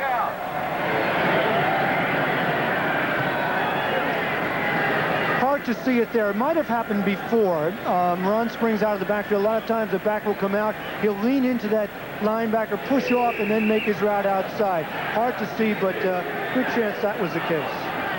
Septien, who has a field goal from 43, another from 45 yards out, will not try the field goal. We see Danny White for the first time this afternoon. It's the first time the Cowboys have had to punt. 3:46. Now, he, of course, is a quarterback. He could throw. Do you think Tom Landry might have a little trickery? No. Down by the Cowboys inside the Colt 10. 1st and 10 Colts. They've got all 3 timeouts left, and we've got 3:37 left to go at Memorial Stadium in Baltimore. The Colts, a 67-yard run by Curtis Dickey to set up their only score, trail by 21. Tommy Kramer, 3 yards to Ahmad Rashad. The Vikings take the lead for the first time in the game, 7-3, 13:25 left to go. The Vikings are winning. The Lions are losing. They were all tied with Tampa Bay, 7-6 in the NFC Central. David Humm to Curtis Dickey. Up to the 7.5, maybe the 8-yard line. They keep it on the ground. They trail by 21 points. John, you've obviously got to be careful. You don't want to risk a turnover, another interception here, but they've got to move the football, try to get down and put some points on the board. I think they have nothing to lose here. As you watch Curtis Dickey come off the field, he led the Colts, as you see, with 78 points last year as a rookie, 13 touchdowns, over 800 yards rushing. But no, you have nothing to lose. David Humm has nothing to lose. They have to put some points on the board. Don't go into your shell. Randy McMillan is the leading pass catcher. He's in the backfield, number 32. How about a screen pass? Humm to put it up. Got his man wide open. First down, Colts. Up close to the 20-yard line. Tim Sherwin, rookie tight end out of Boston College, a 4th-round draft pick last year. And it's amazing. Tim Sherwin only had one catch before that one for 8 yards. Watch him here. He just does a simple square out. Humm wisely takes a short, safe pass and gets the first down. Sherwin, by the way, was all-time pass receiver at Boston College. And believe me, with 2.5 left to go, that first completion by David Humm comes a little bit late, but it's still got to be a good feeling. David 1 out of 10 on the afternoon. Randy McMillan up to the 25-yard line. And the Colts beginning to move the football. The 25-yard line. Humm watches the clock wind down. Detroit, Green Bay, Billy Sims, 3-yard touchdown run. Lions trying to come back against the Packers. 21 for Green Bay, 17 for the Lions. 3:39 left to go in the 3rd quarter. So the Lions 7-6. It's amazing when you talk about the Lions. 1-6 on the road, 6-0 at home, having trouble in Green Bay today, Jim. That's the 2-minute warning. David Humm comes over and confers with Mike McCormick and company. The Colts are down by 21. The preceding message furnished by the National Football League. You see the time remaining here at Memorial Stadium in Baltimore. There's 13:06 remaining at Soldier Field in Chicago, where the Bears, Bob Avellini to Brian Bashnagel, 72 yards. Chicago's just taken a 3-point lead, 10-7 against the Vikings. So the Vikings are losing. Detroit is losing, and Tampa Bay plays Atlanta later this afternoon. Randy McMillan collared almost at the line of scrimmage. Too Tall Jones slowed him up. And coming up there was number 31, Benny Barnes. Stopped by Benny Barnes. Clock continues to wind down, 1:40 and counting. Humm, mistimed, intended for Butler, up at the 40-yard line. Don't forget, coming up at halftime, the NFL Today. Brendan Irv will bring you all the latest scores and highlights from around the NFL today. And Connie Chung will profile the controversial owner of the Los Angeles Rams. All at halftime here on CBS. Joe Danello, a 20-yard field goal. The Giants go up on top 10-7 against the Los Angeles Rams.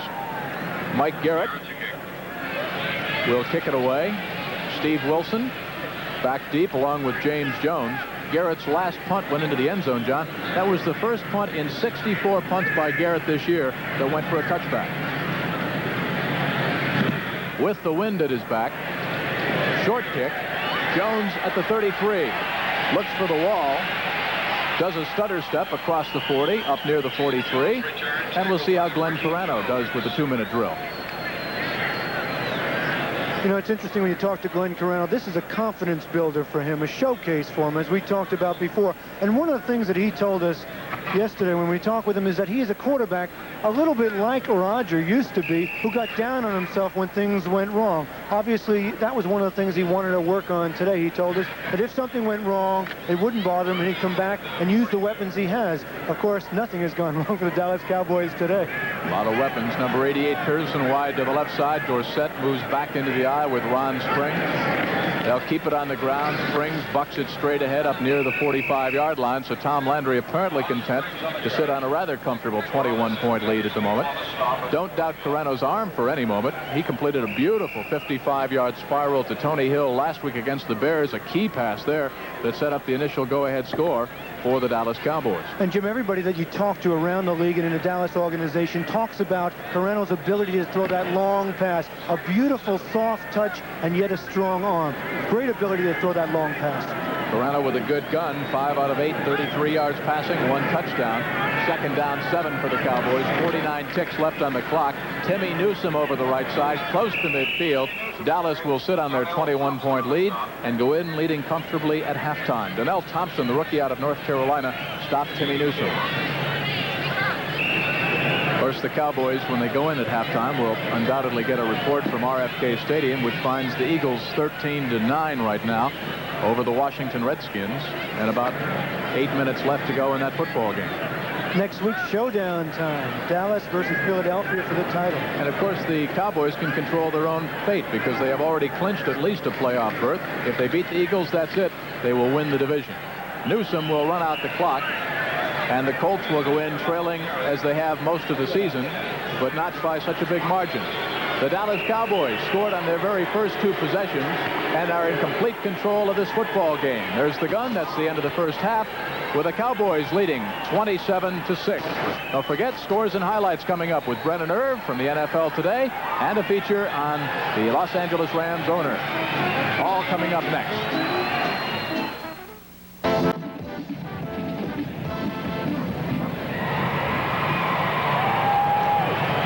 Jim Kelly, John Dockery, welcome back to Memorial Stadium here in Baltimore, where the Colts are trailing the Cowboys by 21 points. Dallas scored the first 3 times they touched the football and built up a huge 17-0 lead. That's where we are right now. The Cowboys 27, the Colts just 6. We're getting set for the opening kickoff in the second half. The Colts will kick off to the Cowboys, and we'll check, of course, all of those key contests around the NFL today for you. As some of those games, the 1 o'clock games, are just winding down. Of course, the key contest as far as Cowboy fans are concerned, how the Philadelphia Eagles are faring with the Washington Redskins at RFK as that game winds down, because the Eagles will go into Texas Stadium 1 week from today to take on the NFC Eastern Division leading Dallas Cowboys, who enjoy a 21-point lead over the Colts here this afternoon. Mike Wood will boot it from the 35-yard line. James Jones, number 23, back deep, standing at about his own 2. This one with the wind at his back, he will field cleanly at the 2. Look out. Flags all over the field as he explodes up to the 30-yard line. He had a gaping hole, John, back at the 20. It closed off quickly, however, as Nesby Glasgow, 25, came in and sandwiched him down. Now we'll check the flags.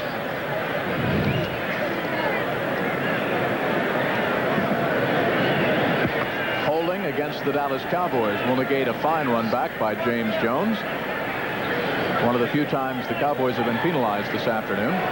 You look at Barry Krause in the foreground of your picture there, the 3rd-year man out of Alabama, first-round draft pick in '79. Offense, illegal push in the back on the run back, number 76.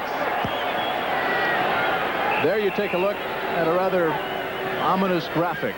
Time of possession, certainly indicative of how much the Cowboys were in control over the Colts. You look at the rushing yardage, John Dockery, 99 yards in total for the Colts, and Tony Dorsett has 107 yards for Dallas by himself. Not only that, Jim, 11 yards passing. I mean, this is a lopsided game. Dallas is coming here ready to play, and they're playing their ball game. Well, you talk about the fact that the Cowboys came in ready to play, John. You look at what's going on around the NFL today. The Vikings are losing. The Lions are losing. They're tied for the lead in the Central Division. The Bengals are losing. They are the leaders in the Central Division of the AFC. The Dolphins were losing or tied to New England early, and they're tied with the Jets for the first place. So you've got some key games going on where teams are just not performing. The Eagles have fallen behind the Redskins. The Cowboys, coming off that tough Thanksgiving Day 1-point win against the Bears, came in here all fired up. It could have been a letdown situation, but not with a Tom Landry coached team. Charlie Walters told us we escaped on Thanksgiving Day. We learned a lesson, and that's what they're showing today. They weren't going to be upset today. They're playing their game, and they're beating Baltimore. Good defensive play by the Colts now, who are trying to assert themselves and get something going. Nesby Glasgow, again, the 3rd-year man from Washington, an 8th-round draft pick back in '79, sealing off the lane as Tony Dorsett just barely got back to the line of scrimmage. That's a great one-on-one tackle against a man like Tony Dorsett. You know, Charlie, we talk about being ready for a game and not letting the upset happen to you. Charlie Waters told us it would be much easier for them to play 3 contenders down New Baltimore Colts. But picking up on what Charlie said, to play 3 contenders, it's much easier to get up for them rather than playing the worst team in football, a 1-12 Baltimore Colts team. Number 88, Herb Orvis, with a great defensive play. The 10-year back out of Colorado, 10-year man out of Colorado, who came over in a trade with the Lions, and all of a sudden the Cowboys unable to move the football at all.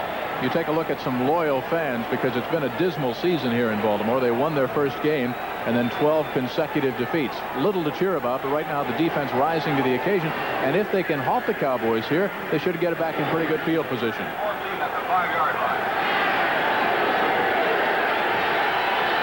3rd down, 15 yards to go. Slot to the right side, Hill wide to the left side. From the end zone, Carano batted away, incomplete. And it looked like number 89 for the Colts, or number 88, Herb Orvis again. Mike Fultz, 72, putting pressure on. Take a look from the end zone. And you can hear that crowd coming alive. They're coming with the blitz. You see them coming up the middle. Carrano has the time. They pick up the blitz pretty well, but I think it's number 72. Mike Fultz gets his hand up, knocks the ball down. Free agent out of Nebraska. So Danny White will punt for the second time in the football game. Colts will be coming. Dave Shula back at the 40-yard line of the Cowboys. White gets it away. White goes down. Flag in the end zone. Ben Dreith hesitated. If we have another look at it, you will see the indecision on the part of the referee as he was run into. Danny White was. Here it is. All right. Now, right now, Derek Hatchett hits him, and you have to wonder, White almost took a moment before he went down, as though sensing, well, should I go down or shouldn't I go down? Hatchett's coming from the other side. White gets the ball away. Now watch Ben Dreith, the referee. He's watching. Well, maybe. Out comes the flag finally. No foul on a defense. Running into the kicker. 5 yards and a first down. Actually, Derek Hatchett, number 42, tried to hold up Danny White, but he didn't. White went to the ground, and there it is. And you have to wonder whether the referee has in the back of his mind, Danny White was hurt last week. He has that problem with his ribs. We have to protect him even a little more than we normally would. That might be why Danny White was deciding whether or not he would go down himself. You mentioned that hesitation. He knows if he takes a hit on that rib that he's in danger of not playing at all for 3 or 4 weeks. The very reason he's not playing today. As you watch Tony Dorsett, the doctors told Tom Landry if he takes a direct hit on that spot, he might be out for a month. And that's certainly an awful gamble with Philadelphia coming up next week. So they didn't take it. So typical of the Dallas Cowboys, however, after that big break, a costly Colt penalty again, they come back with a big play. Their big play man, Tony Dorsett. Final in now from St. Louis. The Cardinals destroy the Saints 30-3. Cardinals 4 in a row, a team that's finding itself. O.J. Anderson, Neil Lomax. And you know, St. Louis still with an outside shot at a wild card playoff spot. They up their record to 7-7. Ron Springs chopped down close to the 20-yard line. Herb Orvis, number 88, the 10-year veteran, again 6'4", 255, wrapped his big lumberjack-like arms around the still clawing for more yardage Ron Springs. Hey, 1:49 left to go at RFK Stadium in Washington, and the Redskins still in front of Philadelphia. And I'm amazed, Jim. I know you had a chance to talk a little bit with Dick Vermeil one-on-one, and I was shocked when he told me about what he told you about the quarterback situation. There is that Washington score, 15-13, with less than a minute and a half to play right now. And of course, if that score stands, it would give the Cowboys a comfortable 2-game lead with 2 games to play. Carrano, pitch back. Ron Springs. Great defensive play by the rookie, number 90, Hosea Taylor, 6'5", 250, a rookie out of Houston. Hosea Taylor showed some of his 4.8 speed. He beats his man, comes from the offside. Springs looking for a place, actually come from the onside, looking for a place to run, no dice, and you sense that the Baltimore defense is building to something. Pretty good block there by James Jones, number 23, as he was holding off number 55, Barry Krause, trying to clear that left side. Second down, 12 yards to go. They actually lost 2 yards. Drew Pearson wide to the left side. Tony Hill to the top of your screen. Dorsett shifts back to the eye. Carrano sets up the screen nicely to Dorsett. He's got 3 in front of him. Gets away from Krause to the 30, and down he goes. About a yard shy, however, of first down yardage. Glasgow, number 25, in there on the hit. The 3rd-year man out of Washington. Did you see that move Tony Dorsett put on Barry Krause? Watch this. A 360-degree turn. Good call to Tony.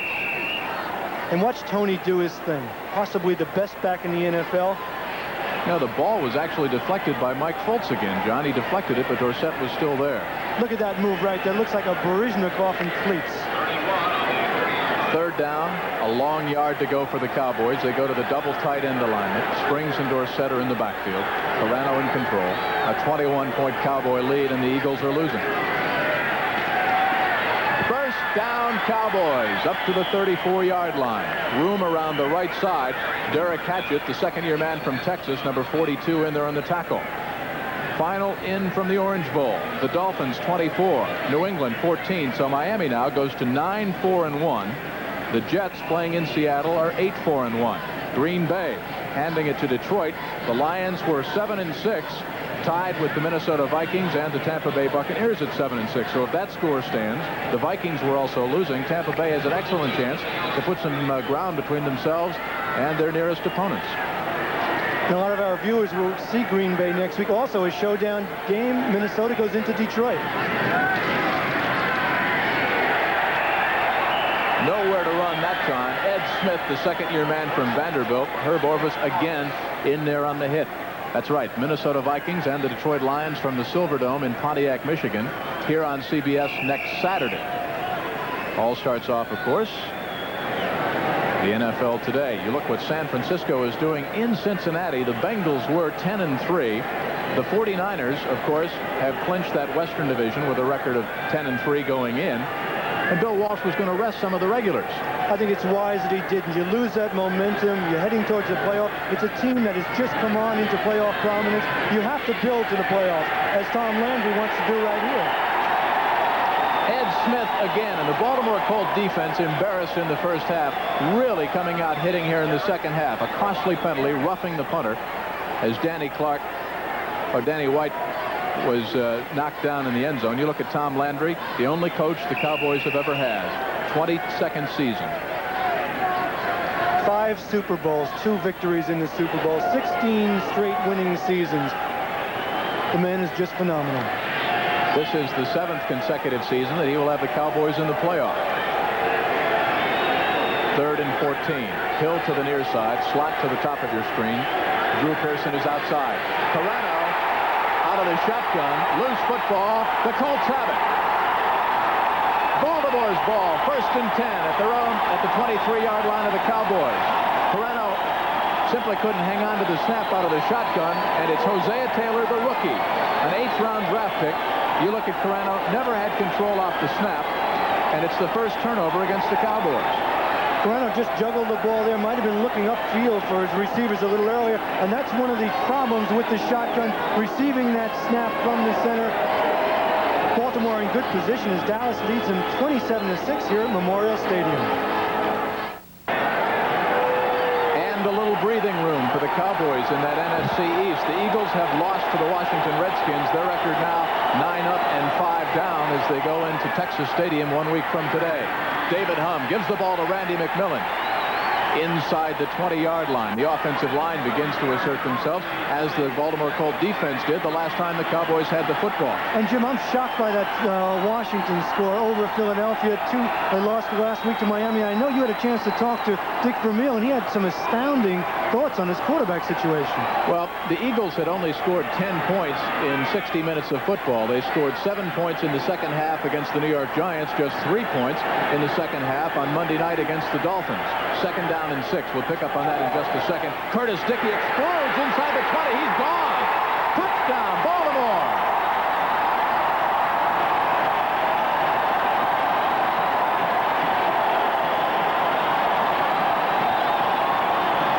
Johnny, he was through that hole like a lightning bolt. Unbelievable speed and acceleration for a big man. 6'1", 205. Watch his cut. And then he just turns it on, leaning forward. Look at him. I saw him running the NCAA track meets. He is just phenomenal. The score right now, Dallas 27, Curtis Dickey 12. He scored on a 67-yard run. 9 carries, 104 yards. This time the extra point is good. And suddenly the Baltimore Colts feel they're back in this football game. The defense held the first time. A roughing the punter penalty hurt them, but the next time they get the ball back, they take it and punch it right through. Cowboys get the football when we come back. Mike Wood will tee it up from the 35-yard line. James Jones will field back in the vicinity of his own 2. 7:18 left to go in the 3rd quarter. Colts scored on a beautiful run by Curtis Dickey, and now they find themselves trailing by 2 touchdowns. This is a short, wobbly kick fielded by Wilson. Look out. Room to run near the 30. 1st and 10, Dallas. The Baltimore Colt defense, John, played very, very well in the opening minutes of the second stanza. Let's see if they can sustain that kind of momentum. Now, here are your standings in the NFC East. The Eagles have lost. The Giants-Rams game still going on. The Cardinals have already won, and Washington has won. And the Dallas Cowboys are winning big by 2 touchdowns here. So a little breathing room for the Dallas Cowboys. If they win this game, they would have a 2-game lead over Philadelphia, with the Eagles coming into Texas Stadium next Sunday. The Eagles would then go home and play the St. Louis Cardinals, and the Cardinals coming on still with a wild card shot. Drew Pearson in motion to the near side.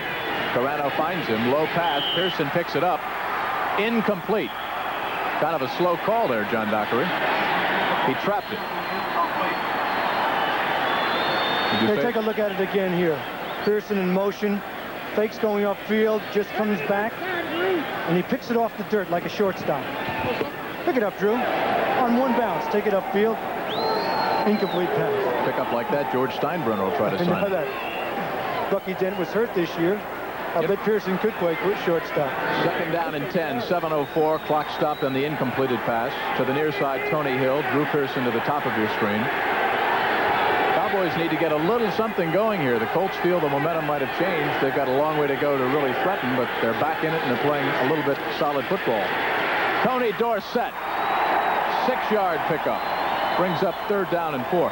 John, to go back to the Eagles game, because the Dallas fans, I'm sure, would like to know how that went in case they joined us late. Washington actually jumped out in front 6-0. Joe Washington, a 6-yard touchdown run.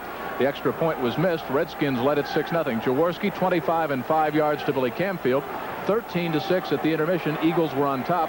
3rd quarter was scoreless. Mosley hit one through from 45 yards out to pull Washington within 4. 13-9. And with the Eagles hanging on, Jaworski was intercepted. Monty Coleman ran it back 52 yards. Another extra point was missed. So the Redskins win it 15-13. So reminiscent of Monday night when Jaworski was intercepted against Miami. Glenn Carano behind the intended receiver at the 42-yard line. And look at the momentum of the Colt defense right now. A happy band of Baltimore Colts. And you have to wonder where that worst defense in the NFL went. I mean, they were 28th in defense coming into the game, giving up 425 yards a game. All of a sudden, they've got some spirit. Mike McCormick has to be proud of that defense. They haven't laid down today. Danny White will punt for the 3rd time in this football game. And back deep, Dave Shula, along with Cleveland Franklin. Boy, it'd be a good time to have Curtis Dickey back on the punt team, wouldn't it? Have him break one? High kick into the wind by White. Fair catch is signaled for. Fumble. And if the Cowboys get it back, nope, it's the Colts ball. Baltimore gets a break. Kim Anderson signaled for the fair catch. A Cowboy in the vicinity. Take another look. Here's the kick by White. You'll see Anderson signal for the fair catch. And Baltimore gets a big break. 6:03 left to go. Dallas leads by 2 touchdowns.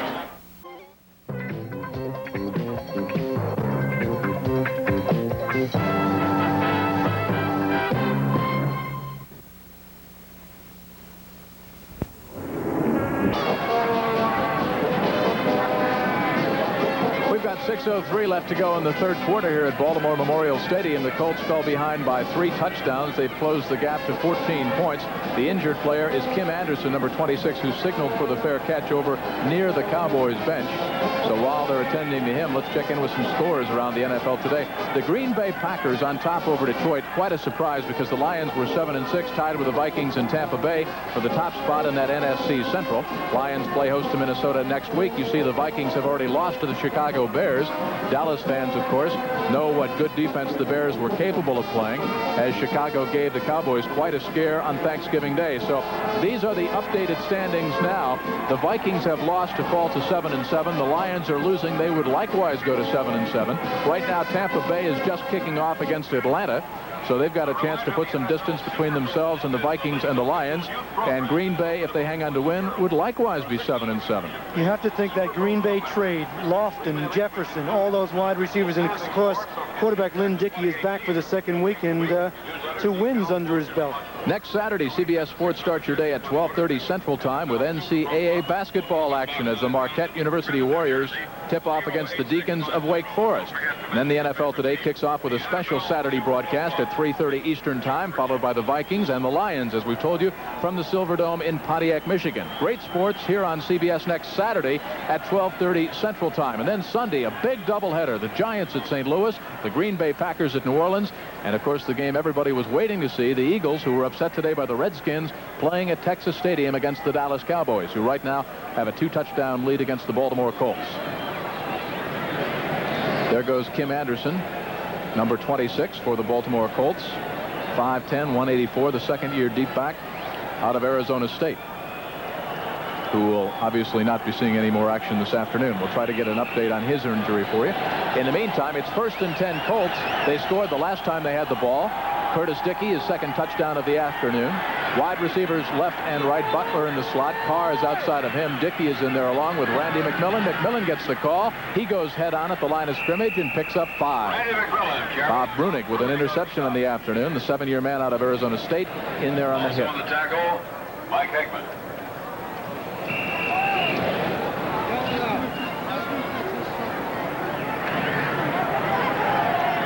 John, on some of those Jet teams that you played on, you know how momentum can shift so drastically. Is this the kind of a game where the Cowboys have to be a little bit careful now? You get up by 3 touchdowns, you don't relax? You can't relax, but I think without Burt Jones at quarterback, you have David Humm at quarterback starting his first game. As you watch penalty flags rain on the field, I think it's a little bit tougher. Certainly Curtis Dickey is inspired today. 2 beautiful runs. Maybe False start, offense, quarterback.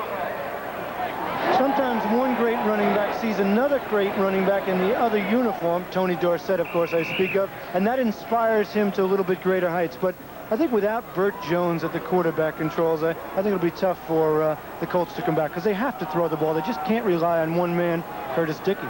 Burt Jones, the 9-year veteran out of LSU. David Humm at the controls now, 7 years in the NFL, but this is his first start. Man open in the corner, wide open. Roger Carr is misfired. Down at the 49-yard line of the Cowboys. Carr was open, one-on-one. Take another look.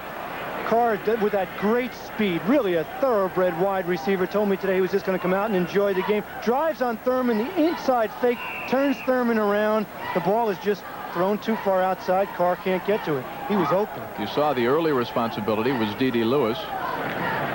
Roger Carr left him in the wake, as Billy Sims did in that game that the Lions won against the Dallas Cowboys at the Silverdome. 5:24 in the third quarter. 3rd and 11 for David Humm.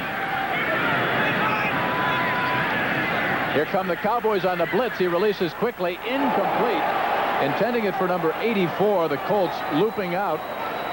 That is Randy Burke, the 4-year wide receiver out of Kentucky. But the blitz, I think, was the determining factor right there, John Dockery. Dallas has done an awful lot of that this year. They come with the safety. They come with an awful lot of people. There's number 41, Charlie Waters, in on him, takes him down.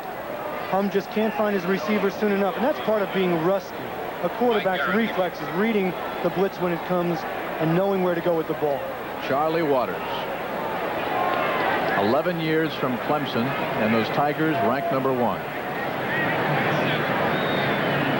Charlie wearing his paw around the hotel yesterday. That's right. He said he'd have a little tiger on the back of his cowboy helmet today. A tremendous punt by Garrett. Jones has trouble with it, but comes and makes the recovery. So the Cowboys suddenly are shaky in the second half. The Colts are playing with momentum, at least momentum for a team that has won 1 game and lost 12 in a row. Cowboys come back. They've got the ball 1st and 10. They've got a 14-point lead, and they're trying to increase their lead in the NFC East.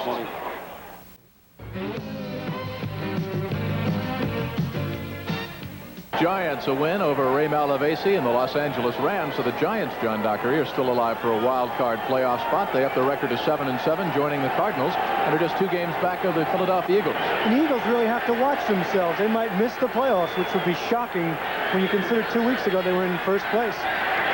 Tony Dorsett up to the 30-yard line, close to first down yardage for the Cowboys as he explodes around that left side. Reggie Pinckney in there on the hit, the free agent out of East Carolina.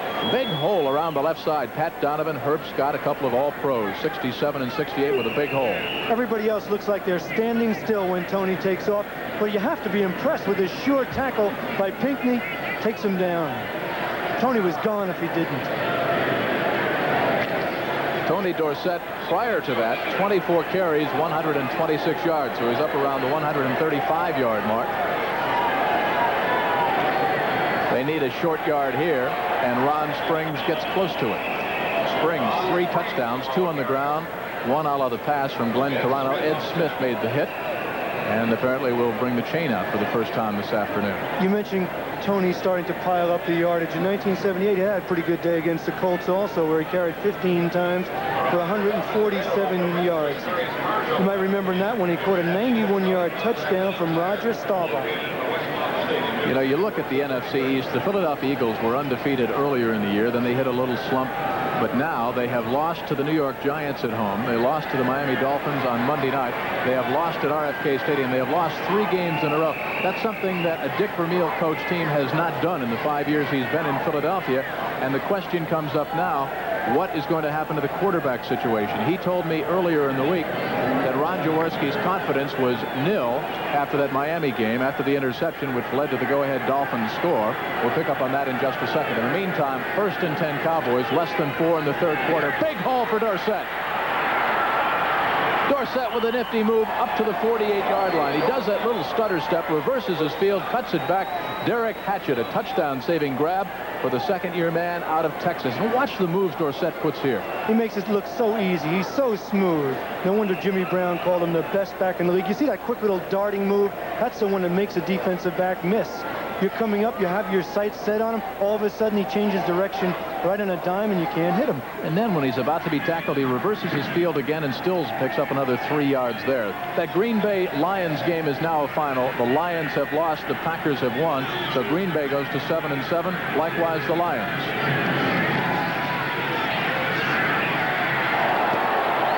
James Jones turns nothing into something. Picks up 7 yards. Pinckney in there on the hit. James Jones, the 2nd-year man out of Mississippi, 3rd-round draft pick from 1980, showing some moves of his own right there. He must be hanging around with Tony Dorsett. Shades of Tony on that run. When you talk about longevity, Jim, in the NFL for a running back, Tony Dorsett is able to stay healthy because he doesn't take that direct hard hit. He's able to shed people like a matador. 26 carries, 151 yards for Dorsett. They go back into the eye. Tony gets the rest. Inside handoff, Timmy Newsome. What a backfield. Who would imagine, with about 1/4 and 3 minutes left to go before the Eagles came into Texas Stadium, you'd be looking at a backfield of Timmy Newsome, James Jones, and Glenn Carano.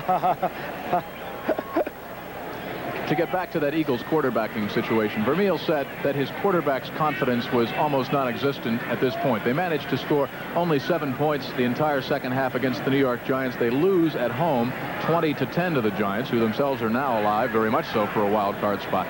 Jaworski had a very rough afternoon and evening in the Orange Bowl and threw that costly interception. Now he throws an interception at RFK Stadium that leads to the go-ahead Washington score. You've got Joe Pisarcik, former New York Giant quarterback, who's got the good gun waiting for a spot to play. And the question is, when does Vermeil make the move? He's playing on the road. Some thought he might do it at the Washington game. Does he do it before the Dallas game? Or do you go with them that got you there? In this case, Jaworski against Eagles. I can't see him not going with the man who got him there, the man who got him to the Super Bowl last year, just because he's having his rough times. You don't just yank him, especially for Joe Pisarcik. James Jones again the carry over the right side. Pinckney on the hit. Kurt Peterson, Jimmy Cooper. Cooper, the 5-year man out of Temple, number 61, with a big block and close to 1st down yardage. Clock winding down. Excuse me, Jim, I sense that you may have a different opinion, but I feel if you don't have stability at your quarterback position in the NFL, you're in deep trouble. I mean, the teams that have had those problems, Richard Todd and Matt Robinson a few years ago with the Jets, always have problems elsewhere. They don't go on to win. Yet I sense that you may think that Pisarcik should be the quarterback of the Eagles. Well, you talk about having quarterback problems. It's what we saw a week ago in New England with the Patriots. Matt Cavanaugh, Steve Grogan. Carano to put it up. Man wide open, incomplete. Billy Joe Dupre was open, but Bruce Laird, the strong side safety, the 10-year veteran out of American International, came down. Billy Joe had about 5 yards, and Laird made it all up. You have to wonder. We talked about Carano's ability to put it up and over with that soft touch. Here he's throwing into the wind. He doesn't throw it out far enough because Dupree does have Laird beat. Nice play by Bruce Laird. Billy Joe Dupree had 5 yards on Laird, but that 10 years experience, actually the ball hung up there and Billy Joe had to wait on it just a bit. It's now 3rd down, 2 yards to go for the Cowboys. They're up 27-13. Tony Hill wide to the left side. Slot formation to the right side from the shotgun. Last time Carano fumbled the ball. Got his man. First down. Ron Springs and more. Down to the 26-yard line of the Baltimore Colts. I would be amazed going into the Dallas game if Dick Vermeil would change his quarterbacks. Many thought in Philadelphia if he would make a move, he would make it based on a poor performance by Jaworski at RFK Stadium. He had 2 touchdown tosses early, 25 and 5 yards to Billy Camfield. They were ahead 13-6. So maybe the fact that he has thrown very costly interceptions the last 2 games is not enough. Dick Vermeil sometimes can be a very stubborn coach, i.e. the fact he is still using Charlie Smith at wide receiver instead of the recently acquired and much faster Ron Smith. James Jones knifed down by Eddie Smith, the second-year man, a free agent out of Vanderbilt, but not before James Jones had rambled for 6 more yards. It'll bring up 2nd down and 4. You look at Tony Dorsett and what he did this afternoon. Word from the benches that his back is tightened up. Probably from carrying his money belt. Chuck Muncie, a 7-yard run for the San Diego Chargers. Big game for the Chargers and a big game for the Buffalo Bills. San Diego leads it 7-0. Rob Lytle, a 2-yard touchdown run. The Denver Broncos in a big game with the Kansas City Chiefs out in front by a score of 7-0. And Seattle has scored against the Jets. They lead 6-0. The extra point was no good. That's the end of the 3rd quarter with the score. The Cowboys 27, the Colts 13.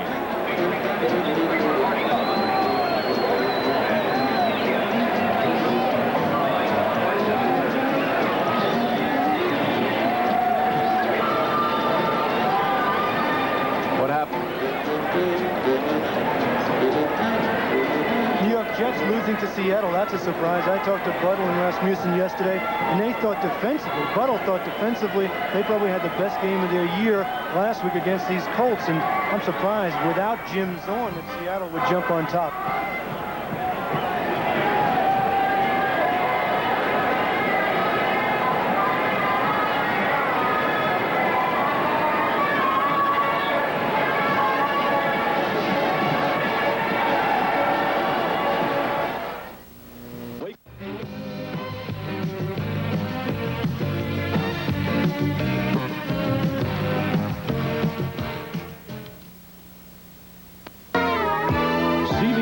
Sports coverage of the National Football League is sponsored by Toyota, who invite you to review the 1982 Toyota Starlet at your local Toyota dealer. Oh, what a feeling to drive a Toyota. The Miller Brewing Company, brewers of Miller High Life. If you've got the time, we've got the beer. And by the Twin Action Norelco Rotatrack Razor.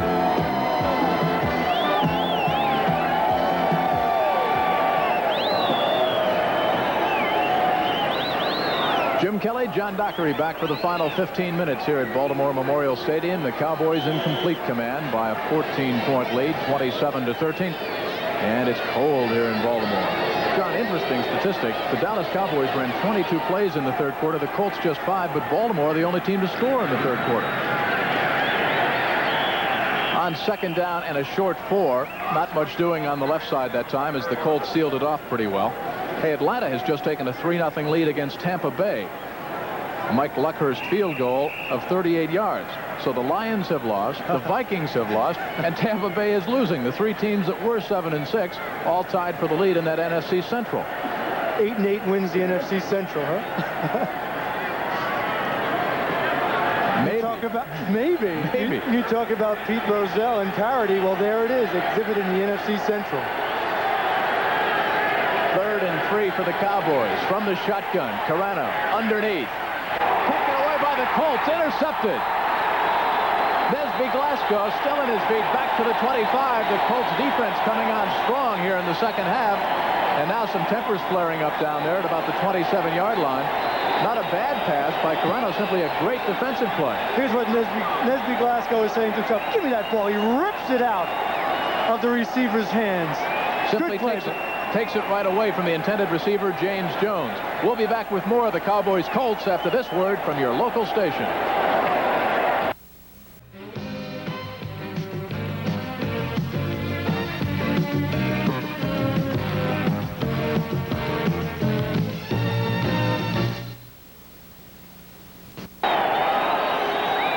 tribute to Dallas Cowboys. This game a sellout, 60,586. The largest crowd since the season opener back in '78. It might have surpassed it were it not for 5,715 no-shows. Curtis Dickey, close to the 30-yard line. He is explosive. Explosive is an understatement. Curtis Dickey, inspired perhaps by the sight of Tony Dorsett, as we mentioned. And what surprises me, this crowd of 60,000 as you watch Dickey explode through the hole. A couple of weeks ago, we were here against St. Louis. There were only 24,000 people. A credit to America's team. They love the Dallas Cowboys. Michael Downs, the rookie, made the tackle. He's a fellow that Charlie Waters, who's back there as kind of the coach of the secondary, he calls them my boys. Two rookies in there. Michael Downs along with Everson Walls and, of course, Thurman, number 32. David Humm, little mix-up, slow delivering the ball to Curtis Dickey, and number 78, John Dutton, former Baltimore Colt, coming back home here to Memorial Stadium, chopped him down. Boy, Dutton is strong right here. Watch him burst through the line and put a hit on Curtis Dickey. Whew. That is strong. Of course, Dutton, the reason he left Baltimore, people will recall, is that he felt he was playing at an all-pro status, wasn't being paid accordingly, wanted to get out of here, was traded to Dallas in '79 for a first and second round draft choices, and now playing well for Dallas. That's back in the days of Joe Thomas. 3rd and 4 for the Colts. Need a first down. David Humm, the southpaw, got his man, got a Baltimore first down, but a flag in the Baltimore backfield motion against the Colts will negate a first down. David Humm comes up quickly and said, wait a minute. Illegal motion, number 23 on the offense. Don McCauley in motion. He's the man that caught the pass. Former teammate of yours. Good friend of mine, lived out in Long Island. #1 draft choice way back in 1971 out of North Carolina. Has done a lot of good things for the Colts over the years. One of their best receivers. Coming into the game, he had 31 catches for 312 yards. Just an all-purpose back. As a matter of fact, they were talking about Burt Jones being hurt. If David Humm went down, who would be the quarterback? Don McCauley. Shades of Tom Matte way back in 1966. Remember when he had the plays written on tape on his wrist? 3rd down and 8 now for the young southpaw slinger, David Humm. Cowboys are coming. Humm might have pulled away a little bit quickly. You know, you talk about John Dutton, number 78 for the Dallas Cowboys, that left tackle, 8 years in the league, 6'7", 263. Came over in that trade from Baltimore in 1979 for 2 draft picks, a #1 and a #2. The Colts used to pick up Derek Hackney and also Tim Foley, both of whom are playing. So you can look at it both ways. I always felt that when you look at that defensive line for the Dallas Cowboys, Ed Jones, John Dutton, Randy White, Harvey Martin, potentially the best in the game. But because of the way they play defense, a lot of times playing soft, they don't get the sacks and the notoriety of a team like New York Jets. It was 3rd and 4. It's now 3rd and 14. Baltimore mistakes. Wide receivers left and right. Cowboys are coming. Humm in the pocket. Fires up over the middle. Got Roger Carr. Close to first down yardage. Loose football. Covered by Randy Burke. It was Burke who was open, and it's a first down for the Colts. Humm stays in the pocket here. Finds Burke coming across the middle. Gets pretty good protection from his offensive line. Delivers the ball. Nice throw over the linebacker in front of the secondary men. Randy Burke holds on for the first down. You can't throw the ball any better than that. Nice shot from the end zone. Our director, Bob Daly, down in the truck. If we get another chance, maybe we can see that again, because it was almost deflected at the line of scrimmage by Ed Too Tall Jones. David Humm gives the ball off to Curtis Dickey. Looks for room around the left side and nothing doing. Dennis Thurman comes up to help seal it off, along with Everson Walls, number 24. And I'm laughing because D.D. Lewis, number 50, launched himself over a blocker that looked like one of the flying Lowenders, didn't make the tackle. Of course, D.D. Lewis, 13 years for the Dallas Cowboys, announces retirement, won't play again. And also talk of Charlie Waters. Take a look from the end zone right here. All right. Dutton, too tall, putting pressure. It's almost deflected right there. And you talk about anticipation. He throws it over the linebacker in front of the safety man right there. And a great catch by Ray Butler. A key Colt first down. There have been so few. 11:53 left to go in the football game. Randy White coming. Man open is Butler. First down, Baltimore and more. Into Dallas territory. Flags all over the field on the far side, however. Colts might be guilty of clipping. I think it was after the reception. Butler's trying to get help from one of his teammates, holding on, blocking. We'll wait for the call from the officials. In the meantime, let's check things in Tampa Bay. Jerry Eckwood, a 1-yard run. The Bucs go on top over Atlanta, 7-3. It's been that kind of a season for the Baltimore Colts.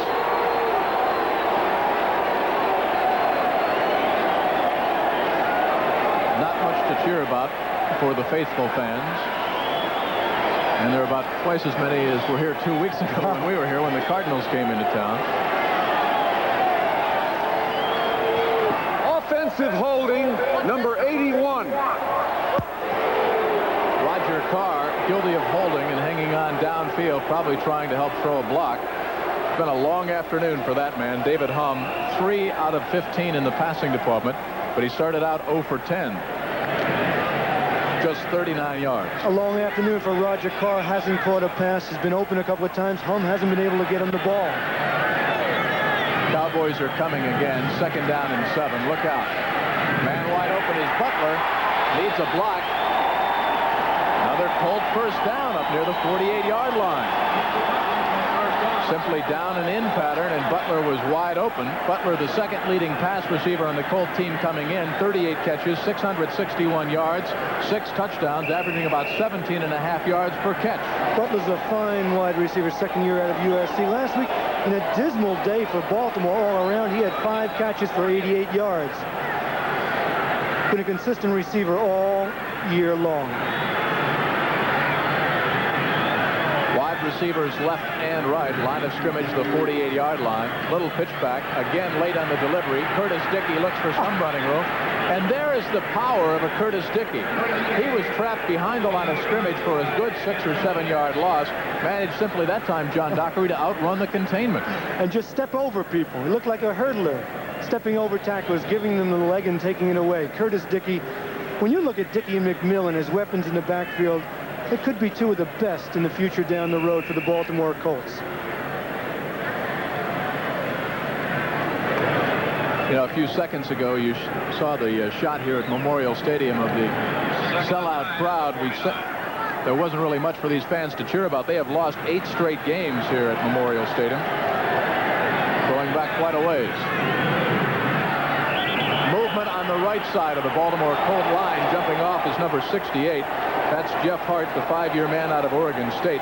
8 straight losses here at Memorial Stadium. Their last win, John, back November 30th, 1980, when they beat Buffalo 28-24. Offense, false start, 68. So it's not always true there's no place like home. Not for the Baltimore Colts. And a couple of weeks ago when I talked to Greg Landry and Don McCauley, they told me that no athlete should have to go through something like this more than once in his career. It's been a horrendous year. Colts are down, they're tight, they're just feeling miserable, hoping for that season to end. They can't wait till it ends. You can see the Cowboys have yet to play the Eagles and the New York Giants, and will have a large role in determining who makes the playoffs. And for that matter, who doesn't. 2nd down, 14. Humm on a bootleg can run if he wants to. Rifles the ball, incomplete, intended for Butler. Down inside Cowboy territory. The 2nd-year wide receiver out of USC. The fans thought maybe some interference. Not so, just good coverage. You see the games that Baltimore has left. They are on the road at RFK in Washington, where today the Redskins upset the Eagles. And they've got New England, John Dockery, for rights to that #1 draft pick. The Draft Bowl, last game of the year. And Mike McCormick's position here in Baltimore, I think, you know, there's been so much controversy with the owner, Bob Irsay, calling plays a few weeks back. The Jones-Dickey controversy, where will Burt Jones be next year? But I am really impressed by this man who has kept his cool in his class in the face of tremendous adversity, still talking to the press. 3rd down, 14 yards to go. Cowboys coming with a blitz, and Humm simply falls down, and then the Cowboys collapse all around him.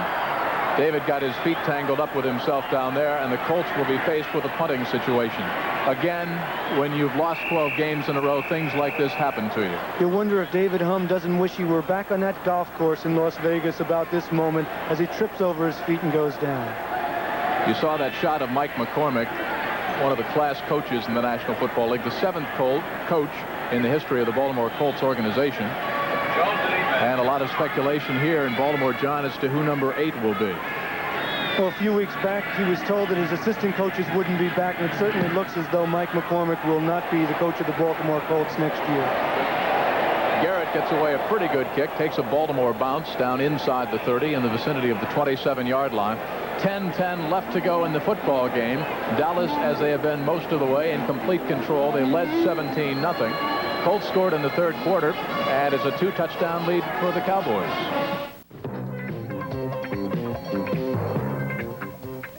Stadium, 27-13, Dallas in command. Denver is also in command right now. John, a 10-0 lead over the Chiefs. Freddie Steinfurt, a 23-yard field goal to go with a Rob Lytle 2-yard plunge. Denver, the Broncos are on top, 10-0. First and 10, Cowboys. Slot formation to the right side. On first down, Carano is sacked. Number 88, Herb Orvis, the 10-year veteran out of Colorado. You wonder, John, what goes through a 10-year veteran's mind playing on a team that has lost 12 consecutive games. He's been here for the good years, the playoff years, and now a dismal season. There is a flag on this play, but a guy like Herb Orvis, I mean, is reaching deep into his gut for that ability to continue to play on a dismal situation on a 1-12 team. And he certainly played well for them. He's really been the spark plug, one of the guys that's held their defense together for the last couple of weeks under very difficult circumstances. Circumstances continue to get more difficult for the Colts. Another costly penalty. Here's Ben Wright. Defense, number 54, tripping. Sanders Shiver, the 6-year man out of Carson Newman. Unusual penalty when you're on the defense.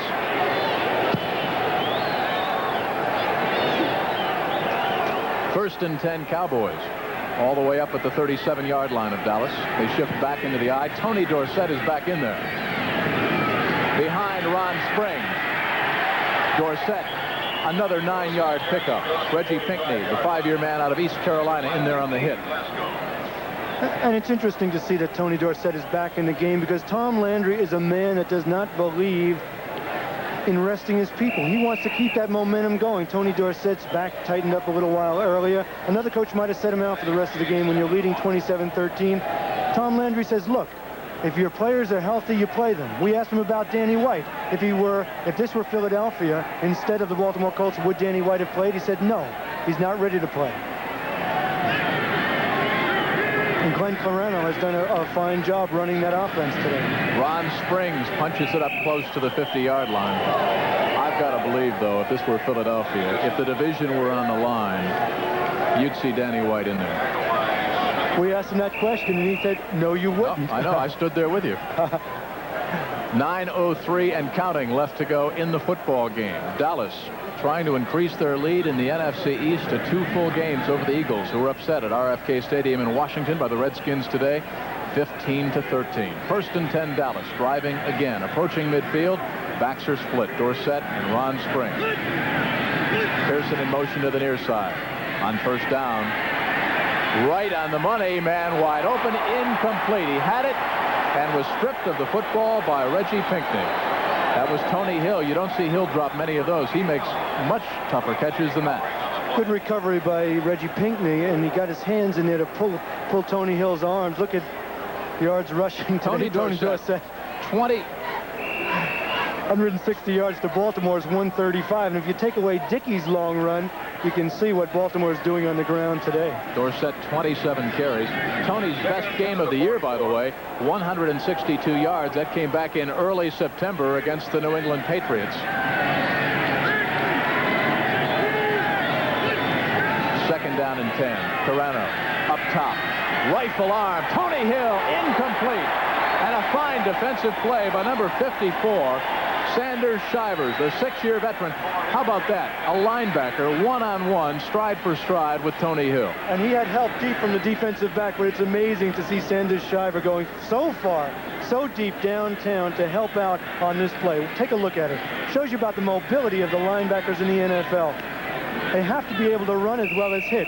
Here he almost makes the interception. That's Bruce Laird, number 40, coming over the top to drag Hill down, but it wasn't necessary. 8:30 left in the football game. Clock stopped on the incompleted pass. Third down and 10 yards to go. The Cowboys will go from the shotgun. Pearson wide to the near side. Hill at the top of your screen. All kinds of time. Misfired. Incomplete. Could have been interception. It was deflected, intended for Drew Pearson, and the Colts will get the football back. John, Baltimore is playing very well defensively in the second half. Exactly. And that's a credit to Mike McCormick. Watch this. This ball is just thrown very high. Drew Pearson tries to go up to get it. Tips it with his right hand. Colts are around, but no, didn't make the interception. That's 7 straight incompletions now for Glenn Carano. He is 7 out of 17 for 51 yards in his first start. 8:24 left to go. There is a man you might have seen start a week from today against the Philadelphia Eagles. But if Dallas has a 2-game lead over Philadelphia, you might see Carano again if the game means nothing. White on a bootleg. He'll get a first down and more. Danny White out of bounds. First down, Dallas, deep in Baltimore territory. How about that one? Can you imagine your quarterback, the man who is the best quarterback in the NFC, a man you're not playing today because you need him down the road for the playoffs, running with the football from punt formation. Watch it again. Wisely. Is it a design play, or did he do it on his own? I have to say that he did it on his own, but wisely takes it out of bounds. Tom Landry's heart must be in his mouth. If he did it on his own, I'd like to hear his explanation when Tom Landry said, "What in the world are you doing?" I know there are a few fans down in Dallas wondering what he was doing. They need Danny White down the road for those playoffs. And it's certainly next week against the Philadelphia Eagles. Tony Dorsett, his 28th carry of the football game. First down and more. Dorsett around the left side. Herb Scott, along with Pat Donovan. Big hole over there. Bruce Laird, number 40, chased Dorsett out of bounds. Dorsett, if he keeps going, could have a 200-yard afternoon. And you sense that the Dallas game plan coming in here was to give the ball to Tony Dorsett, let him do his thing. And I sense as I watch Tony Dorsett that this is a more mature, stronger Tony Dorsett, who has taken on the leadership role of the Dallas Cowboys. He's married now. He has a child. I mean, things have settled down for Tony Dorsett. I think there was a time when maybe he lost his concentration. You don't see that anymore. Tony Dorsett is in there for every single play. His previous best game, as we said, 162 yards against the Patriots back in September. One more carry for Dorsett, and it'll tie his career best. End around. Cosby fumbles the ball, but out of bounds. You know, you talk about the Dallas Cowboys game plan. Certainly they would have to figure on Dorsett an awful lot against the Baltimore Colts. Dallas came in third in the NFL in total rushing, and Baltimore was 26th against the rush. So you would think in designing the game plan that Tom Landry and that Cowboy computer would want to feature the running of Ron Springs, who has 2 touchdowns on the ground, and certainly Tony Dorsett. Well, against the Colts, to be honest, you probably think you could also pass because they're 27th in the NFL, giving up over 260 yards a game. So in truth, the Baltimore defense is not a good one, though they've acquitted themselves very well today. Into the line, but no hole there as it was sealed off quickly by the front 4 of the Colts. Not much going there on the 29th carry by Tony Dorsett. The Buffalo Bills have tied it up against the Chargers. Joe Ferguson, a 3-yard run. Buffalo 7 and San Diego 7. Now, Tampa Bay, they got a touchdown by Jerry Eckwood. The Falcons got their second field goal. They're in the second quarter there. Luckhurst from 44 yards out. He had one before from 38. So it's 7-6. Tampa Bay trying to take over the top spot in the NFC Central after the Lions and the Vikings both lost. Third and a short one. Double tight end alignment for the Cowboys. Dorsett. First down.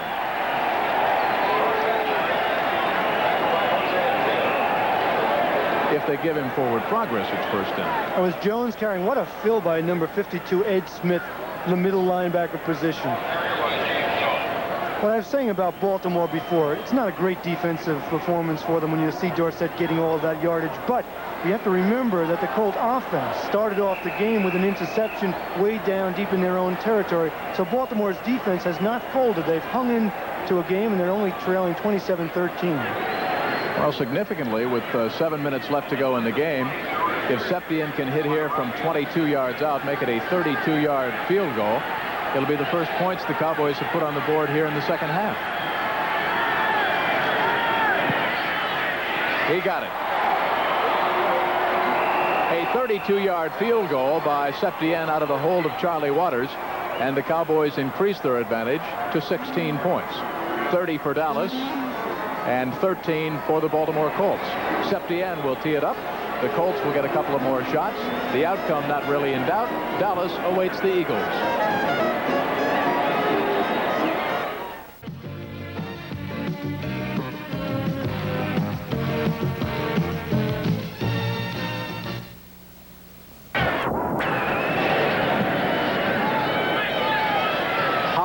End-over-end kick that they battle for down at the 5-yard line. Zachary Dixon Fields gets to the 15, near the 20, and not much more. Colts have 6 minutes, 33 seconds left to go in the football game, and they're down by 17 points. Dallas 30-13. How about next Sunday here on the NFL on CBS?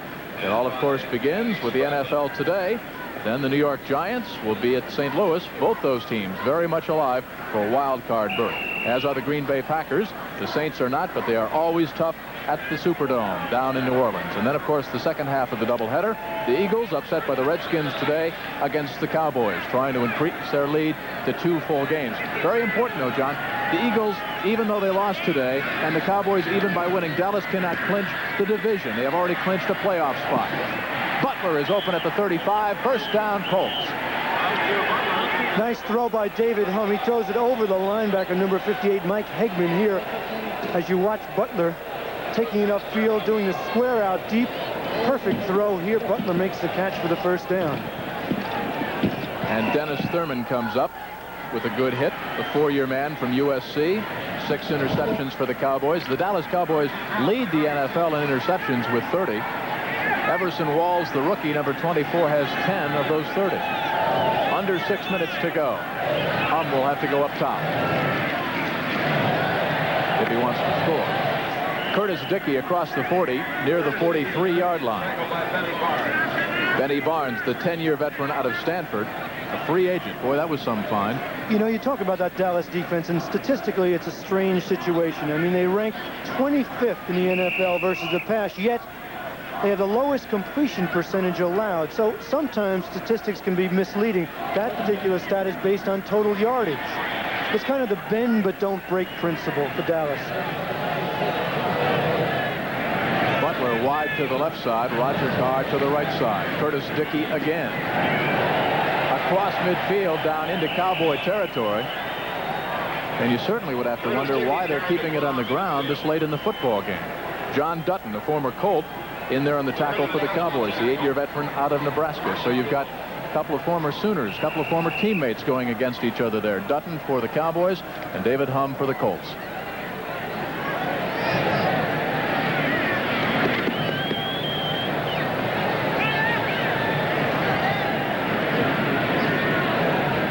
Carr to the near side, Butler to the top of your screen. Curtis Dickey now 15 carries, 130 yards. Humm misses everybody. Reese McCall, the tight end, turned it inside. Humm threw the ball outside, and it goes for a long incompletion. You have to wonder why David Humm doesn't use his safety valves. He had Dickey and McMillan standing around a few yards away. A guy like Dickey, as you look at his stats for the day, excellent day, 130 yards, is terrific out of the backfield in the open field. That's where you want to get a great back like that, one-on-one in the open field. Yet Humm hasn't done that. He hasn't dropped off to his backs all afternoon. Actually, John, that was Curtis Dickey's career best performance in what will be a losing effort here this afternoon. It's got to be terribly frustrating for the Baltimore Colts, what they're going through. Slot formation to the right side. Backs are split. Second down and 10, 4.5 to play. Straight ahead. Cleveland Franklin out of Baylor, a free agent in his 4th year. As the Colts going very conservative, trailing by 17 points. They know the outcome is really not in doubt. In Seattle now, Richard Todd to Scott Durking, 11 yards, and the extra point is no good. Both extra points in that game have been missed, so it's the Jets 6 and Seattle 6. How many extra points have we had missed today? The Redskins missed a couple. Wood missed one here this afternoon. Is anything automatic in the NFL these days?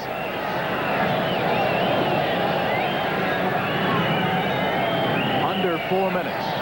Humm on 3rd and 6 can run for it if he wants. Fires to Curtis Dickey. Fumbles the football. The Cowboys get it back. Everson Walls on the recovery. 1st and 10, Dallas.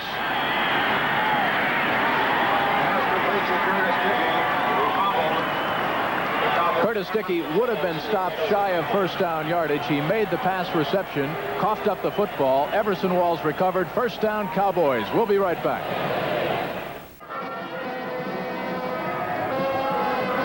Tonight on CBS starts with 60 Minutes. Then it's Archie Bunker's Place and One Day at a Time. Stay tuned for Alice and then the Jeffersons, followed by Trapper John M.D. Quite a lineup all tonight right here on CBS.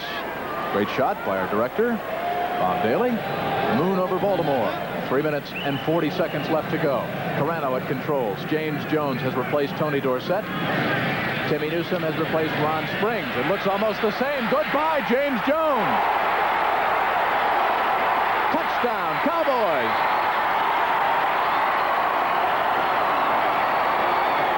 "59 yards for James Jones, second-year man out of Mississippi. His first touchdown on the ground, a third-round draft pick in 1980. And the Cowboys take out one spark plug and they put in another.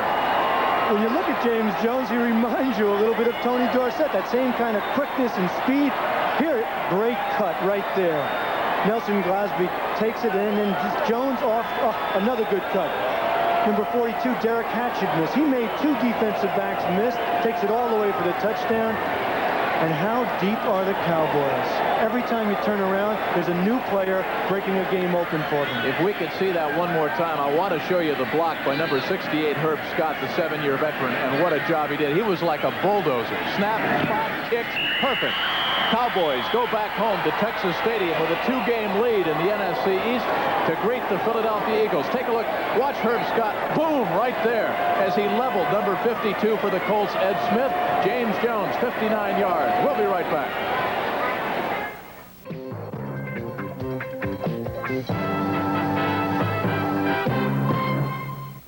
The NFL today, Saturday on CBS. 3 minutes and 28 seconds left in a very long afternoon for the Baltimore Colts. The Cowboys will fly back to Dallas and await the arrival of the Philadelphia Eagles. Eagles will be in down spirits for about a week. They've lost 3 games in a row today, upset by the Redskins at RFK. Cowboys coming off a Thanksgiving win against the Bears. You can see more confusion here on the Colts coverage team. That's the second time that's happened. Dave Shula, son of Don Shula. And they don't have any dummies up at Dartmouth, and that's where the rookie is from. You Ivy Leaguers like to stick together, don't you, John? There aren't many of us in the smarts to league. get back there and fall on the football. We told you at the top of the telecast, a battle of quarterbacks starting their first game in the regular season, John, and there are the stats on the 2 quarterbacks this afternoon. Not that far off, fairly even in comparison, but it's a supporting cast. Carano with that fine Dallas team, Hum with problems in Baltimore. But I think it's fair to say that David Hum is not the answer for the Baltimore Colts. It's kind of a stopgap measure. So if you're the Colts organization, you've got to wonder. There's Roger Carr with his first pass completion on the afternoon and a cold first down up near the 40-yard line. If you're in the Baltimore organization as a player, you have to wonder first who's going to be your coach next year. It will obviously not be Mike McCormick. You might speculate as to whether or not there might even be a change in the front office as far as the general manager is concerned. One of the Colt players told us privately earlier in the afternoon that the feeling among some of the Baltimore players is that the owner, Bob Irsay, is mortgaged right up to the next television contract with the NFL as far as money is concerned. If money were not so tight, he might go out, and this is a quote, and hire a real general manager and a real coach. Well, I think that's a little bit unfair because Mike McCormick is certainly a real manager, incomplete for Reese McCall, and Dick Szymanski is certainly a real general manager. But there are all kinds of problems here in the Colt organization. No one can dispute that fact. You have to wonder who's going to be running the draft and who they'll draft. And who they'll draft. Of course, the controversy centers around Burt Jones in the option year of his contract. Will the rumors continue to fly? Dick Young in New York paper suggesting that he will, Burt Jones, that is, will go to Los Angeles in a trade there. But I think, and we heard it from the organization, that they have to get that young quarterback that is the franchise. And I talked to Gil Brandt a little bit about this year's draft. Second down and 10. David Hum, flag on the play. In and out of the arms of Curtis Dickey, but a flag back at the line of scrimmage. When talking to Gil Brandt, he was not so convinced that Art Schlichter, the fine quarterback out of Ohio State, is actually the man you want to revolve your franchise around. He knows that Schlichter is a fine quarterback, no doubt about it. He'd like to see a little more of him, as a lot of people would. Certainly the postseason games are important to Art Schlichter to see if he's the #1 pick. Defense offside, number 72. But the Colts definitely need a quarterback to build around, build a future around. They could also use some defensive help. That fine defensive tackle Kenneth Sims from Texas. They say his injury isn't much. He'd be a great pick for them. After that, Marcus Allen. They don't need a Marcus Allen. They have a Curtis Dickey. They have a McMillan. So in this year, it's slim pickings in the draft. And we'll get back to that in a moment after this play. 2nd down and 5. Incomplete. His arm was in motion, and David Humm in a little bit of pain down there. Looked like he might have slapped it up against Too Tall Jones or Harvey Martin. Clock, of course, stops on the incompleted pass. Interesting, you mentioned Sims, the fine defensive player out of Texas. There are more players on the Baltimore Colt roster from the state of Texas than are on the Dallas Cowboys roster from the Lone Star and State. But talking to Gilbrandt again, he said this year was a very thin draft because of that rule 4 years ago, a freshman eligibility rule. An awful lot of colleges redshirted their players. So he said it's one of the thinnest drafts in recent years. 3rd down and 5. Cowboys into the nickel. Colts coming, look out. Intercepted. Benny Barnes, the 10-year veteran out of Stanford, inside the 40, down close to the 35 of the Baltimore Colts. Loose football, and who got it back? As everything else has gone this afternoon, it goes the way of the Dallas Cowboys. Benny Barnes comes up with another interception. We mentioned that the Dallas Cowboys lead the entire NFL with 30. And frustration and anxiety etched on Mike McCormick's face. What else will go wrong for him? Watch this. Humm delivers. He's under pressure. The ball wobbles.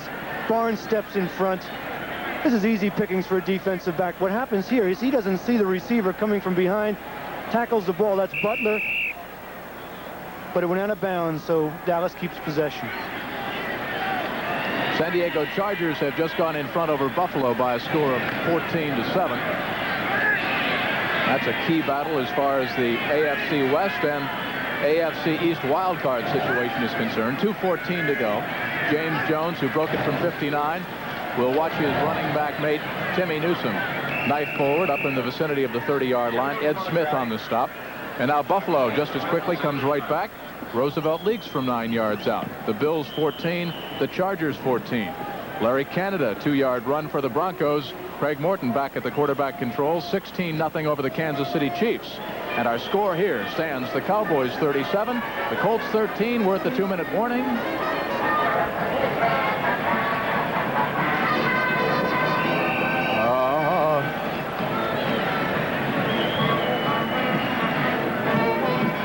Jim Kelly, John Dockery back at Memorial Stadium in Baltimore. 2 minutes left in regulation. The Cowboys in complete command, 37-13.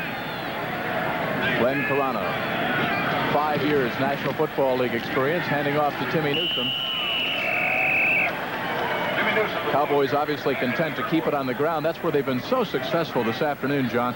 Over 336 yards rushing. Tony Dorsett, 29 carries, 175 yards. Ron Springs, 16 carries for 40 yards. And James Jones, just 5 carries, but 80 yards. Of course, one of those he broke for 59 and a TD. There's David Humm.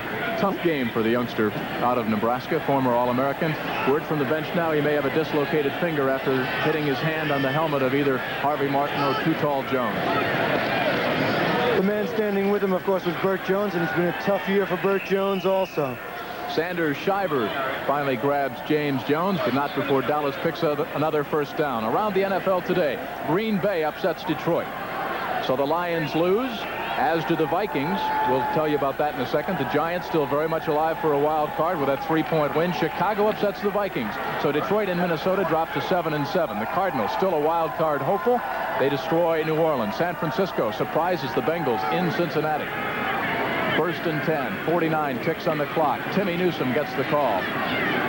Interesting, excuse me, Jim, interesting game next week when Minnesota is at Detroit. We'll really find out if Detroit is unbeatable at home. They're 6-0, but Minnesota has to go in there and try to beat them in order to stay in that race as you look at the standings in the Central. Tampa Bay winning right now by a point. Detroit and Minnesota tied. That's next Saturday here on CBS. It all starts, of course, with the NFL Today, a special Saturday edition, and then the Lions and the Vikings do at it. Bart Starr, before the year began, said if his team wasn't at least 8-8 or didn't have a winning record, that he would leave. They're coming on strong now. They have a good shot at that Central Division championship. Barring a penalty, this will be the last play of the football game. Timmy Newsome into the line, and the Cowboys go back to Texas Stadium, a big winner over the Colts, and enjoying, more importantly, a 2-game lead over the Philadelphia Eagles in the NFC East, with the Eagles coming into Texas Stadium 1 week from today.